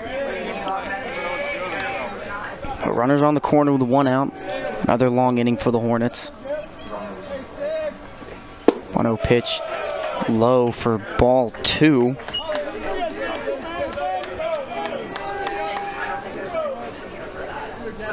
Ten-run lead for Lynchburg, so don't expect any stealing, but I think the Hornets will still go on pass balls. It hadn't gotten to that point yet.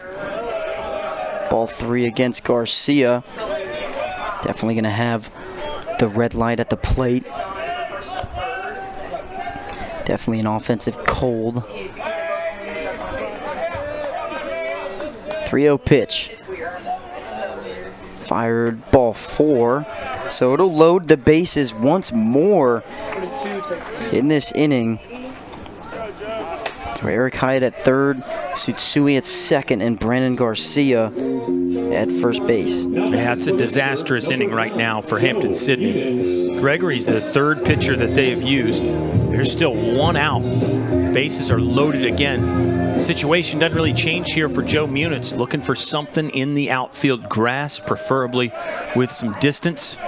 So maybe you can get the sac fly in play. And then you'd be even happier with a double or a home run here if you're Joe Munitz. It's already got a 3-hit game. 3 for 4. Has scored every single time he's gotten on base. But you never give at-bats away, whether you're up 10 or down 10. Great hitters do not give at-bats away. They're always looking to hit the ball hard, always looking to execute their process. And Joe Munitz is that kind of guy as well, because hitting's so tough anyway. You think about how many times you get robbed when you hit the ball hard. That's why you never stop trying to rake. And there it is again. Joe Munitz, his 4th base hit of the ballgame. Tsutsui rounds third and heads for the plate. That throw going to head next to the Lynchburg dugout as runners Joe Munitz and Garcia will advance to second and third. A 4-hit ballgame for Joe Munitz, which 3 of those singles have been laced into right field. Yeah, congratulations to Joe Munitz on 4-hit game number 2 of his career. He got one of those last year, and we're going to get another pitching change, Ethan. Unfortunately, the nightmare has not ended yet for Hampden-Sydney. So they're still looking to find somebody who can extinguish this Hornet flame right now. Lynchburg is really swinging it. This offense is coming alive. Well, with all the free bags in this inning, and all the singles, the Hornets have been doing a great job just stringing them together, staying alive at the plate, making sure, like you said, you don't want to give at-bats away no matter what the score is. And I think Lynchburg has been doing that really well all game. 12 hits for Lynchburg, 8 walks, 1 hit batter. So it should be 21 base runners. They've scored 15 now. And you think you go back to 2 games against Ferrum. In the 2 games against Ferrum this weekend, they had 16 hits. 5 of those were extra base hits. 2 doubles, 2 triples, 1 homer. And in Lynchburg, the on-base percentage against Ferrum was over .440. So they were taking the walks there as well. But this is a game, and not to be lost in all this, is Hampden-Sydney has thrown some guys that Lynchburg had problems with 3 weeks ago. Sterling Austin and Alex Fitzhugh combined to really shut the Hornets down in the game at Hampden-Sydney 3 weeks ago. Lynchburg just a 1 run on 6 hits there. Well, the Hornets are obviously seeing it better today, and they are getting after it at the plate.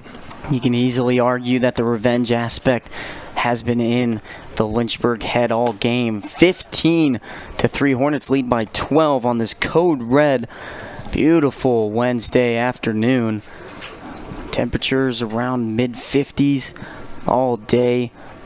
A little bit of wind that's blowing out, but the wind started to die down in the last couple days in the Hill City. Being in the mountains, you're going to get that all the time. So you consider this the mountains? I do consider Lynchburg in the mountains. Right. Is that... Is it not technically in the You're mountains? entitled to your opinion, yeah. Well, what would you say? You're entitled to your opinion. Well, I mean, we've certainly got some mountains nearby. You've got the Peaks of Otter, 3,000 feet elevation within about a 30 or 40-minute drive. I believe the official elevation for the University of Lynchburg campus is like 520 feet. Something like that. So, so you could say we're in the hills. To answer your questions, no, I don't consider this the mountains, but we are close. You can see mountains in the distance for sure. Yeah. Now, when you go to places like Christopher Newport tomorrow in Newport News, and you go to Virginia Wesleyan and Virginia Beach, the elevation there is like only 10 to 20 feet above sea level. So, and the ball does fly differently with the different elevations. They talk about that in golf a lot, but also in baseball, the elevation does matter for the flight of the baseball back to the old Coors Field. Yeah, that's what I was going to say. You brought up Coors Field earlier. It's definitely not Coors Field out here. Wouldn't it be nice to play there? Oh, yeah. And watch games there. Get to work on your home run call a lot there. For the other teams, too. New pitcher for the Tigers will be Adam Emhoff, a sophomore left-handed pitcher from Chesapeake, Virginia. As Ben Jones pops this one up, it's heading into foul territory and not caught. Almost caught it right over. It was Harris that almost caught it right over the railing in the dugout. That would have been a really spectacular catch. Yeah, he got a tough play to make. Got his leather on it there, and then a teammate kind of snatched it. Did you see that? I wonder if he could have caught it on the rebound as it bounced out. Or what you do as a teammate, you catch it and you stuff it in his glove real quick, and you tell him to sell it. See if the umpire notices. It looked like he wasn't too sure if that ball was going to come back. Obviously, with foul balls to the right side, especially with a lefty at the plate, that with the spin of that ball and how high it's going to stay up in the air, it's going to slowly start to fade back into the field.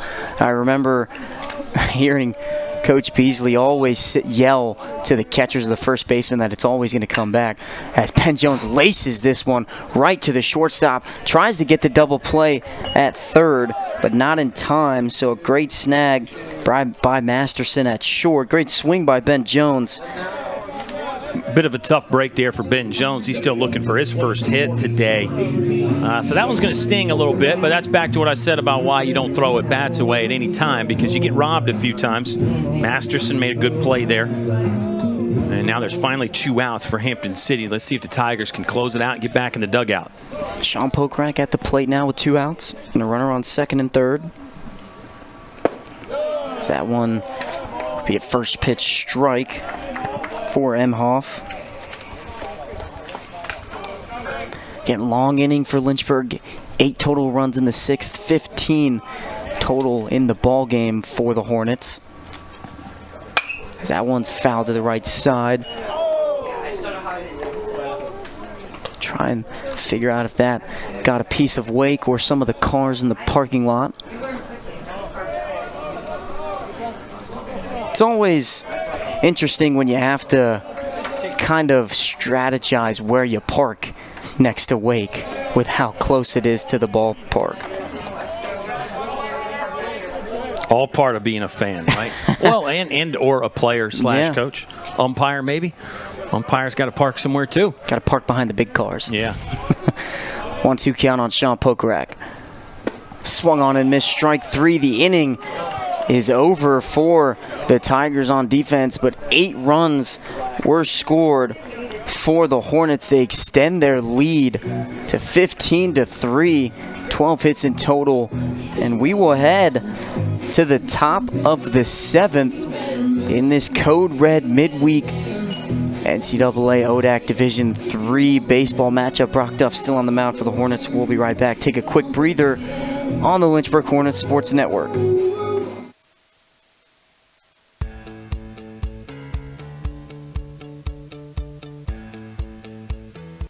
Being a part of the different activities and organizations that I've been a part of, I'm actually able to see myself where I'm like, hey, I actually can make a change. I'm one person that can make a difference. Division III has helped me to develop teamwork skills, critical thinking skills, time management skills. It's not just about basketball, or it's not just about school. It's about developing yourself as a person altogether. 8 runs for Lynchburg in the 6th inning. That's on 4 hits, 1 Hampden-Sydney error. Hornets leave 2 board. And for Lynchburg, between the 5th and the 6th innings, it's 13 runs scored. They lead 15-2. Lynchburg got 1 each in the 1st and the 2nd inning. That Hornets offense has really cranked up. Brock Duff still on the mound for Lynchburg. Hey, Ethan, it's Division III week also. We haven't talked about that. D3 week. Yeah, you haven't seen the Lynchburg social media? Having fun with it? No, but I will go to LynchburgHornetsSports.com if I want to now. That's big time right there. Yes, and it is a Code Red Day, which is an initiative by SAC and the student engagement. We like to get fans out. A lot of teams have a day like that. You know, it's some that have different names, but at Lynchburg, it's the Code Red, and it's one nation, and we have fun. And they gave away some treats and things, and there's still some fans enjoying the sunshine and the cooler weather. Great conditions for baseball. Tigers not enjoying things quite as much. Hampden-Sydney scored 3 in the top of the 6th. That seems like such a long time ago. Does Hampden-Sydney still have any momentum here or not? Believe they are going to make some changes. We do have a pinch hitter stepping up for the Tigers. This will be number 50. Number 50 does not have any stats yet. Is this a season debut for the man whose name we're going to grab instantaneously thanks to the power of the internet? Looks like it'll be Sam Vick.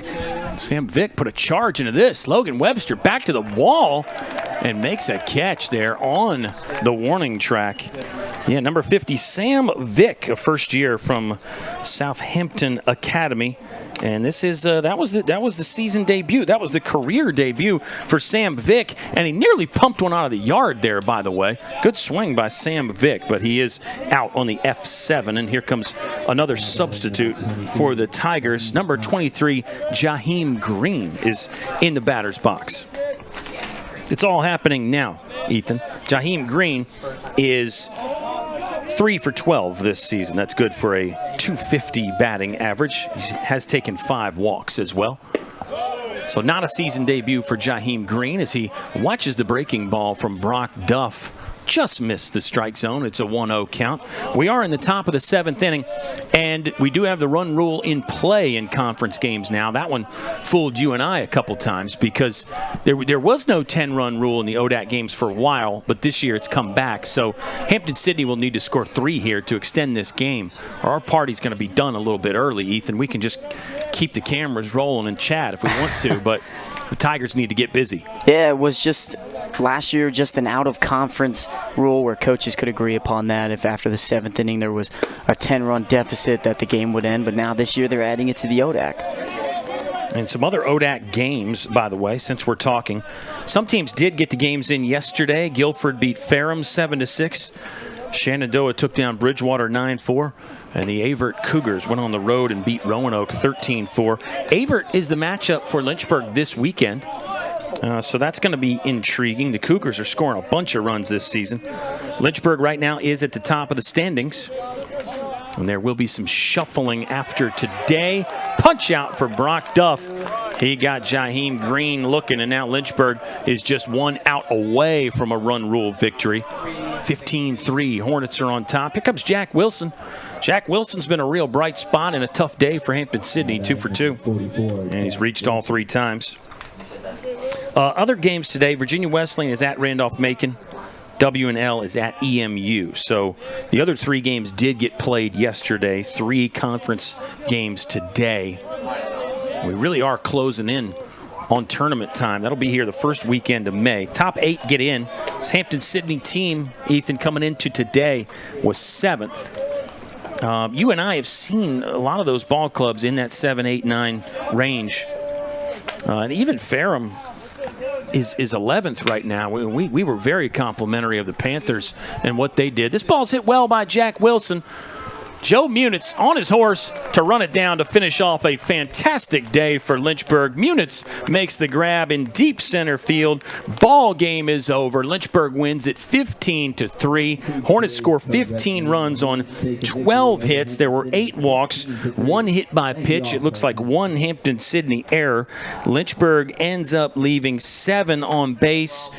Hornets, I mean, what a performance, Ethan. What a way to, I say bounce back. I mean, for Lynchburg, this is a pretty lengthy win streak for them right now, but what a way to bounce back from losing to Hampden-Sydney a few weeks ago. Lynchburg got the revenge they were looking for. Yeah, I really like the revenge that you talked about. They came out firing, scored those 2 runs in the first, or the 1 run in the first inning, 1 run in the second. Kind of fizzled out a little bit in third and fourth, came back out of the 5th inning, and they couldn't stop scoring, and just a great game for the Hornets. If you're Hampden-Sydney, you got to have the memory of a goldfish. You got a game tomorrow, you can come right back out and just attempt to play your best baseball, get right back to it again.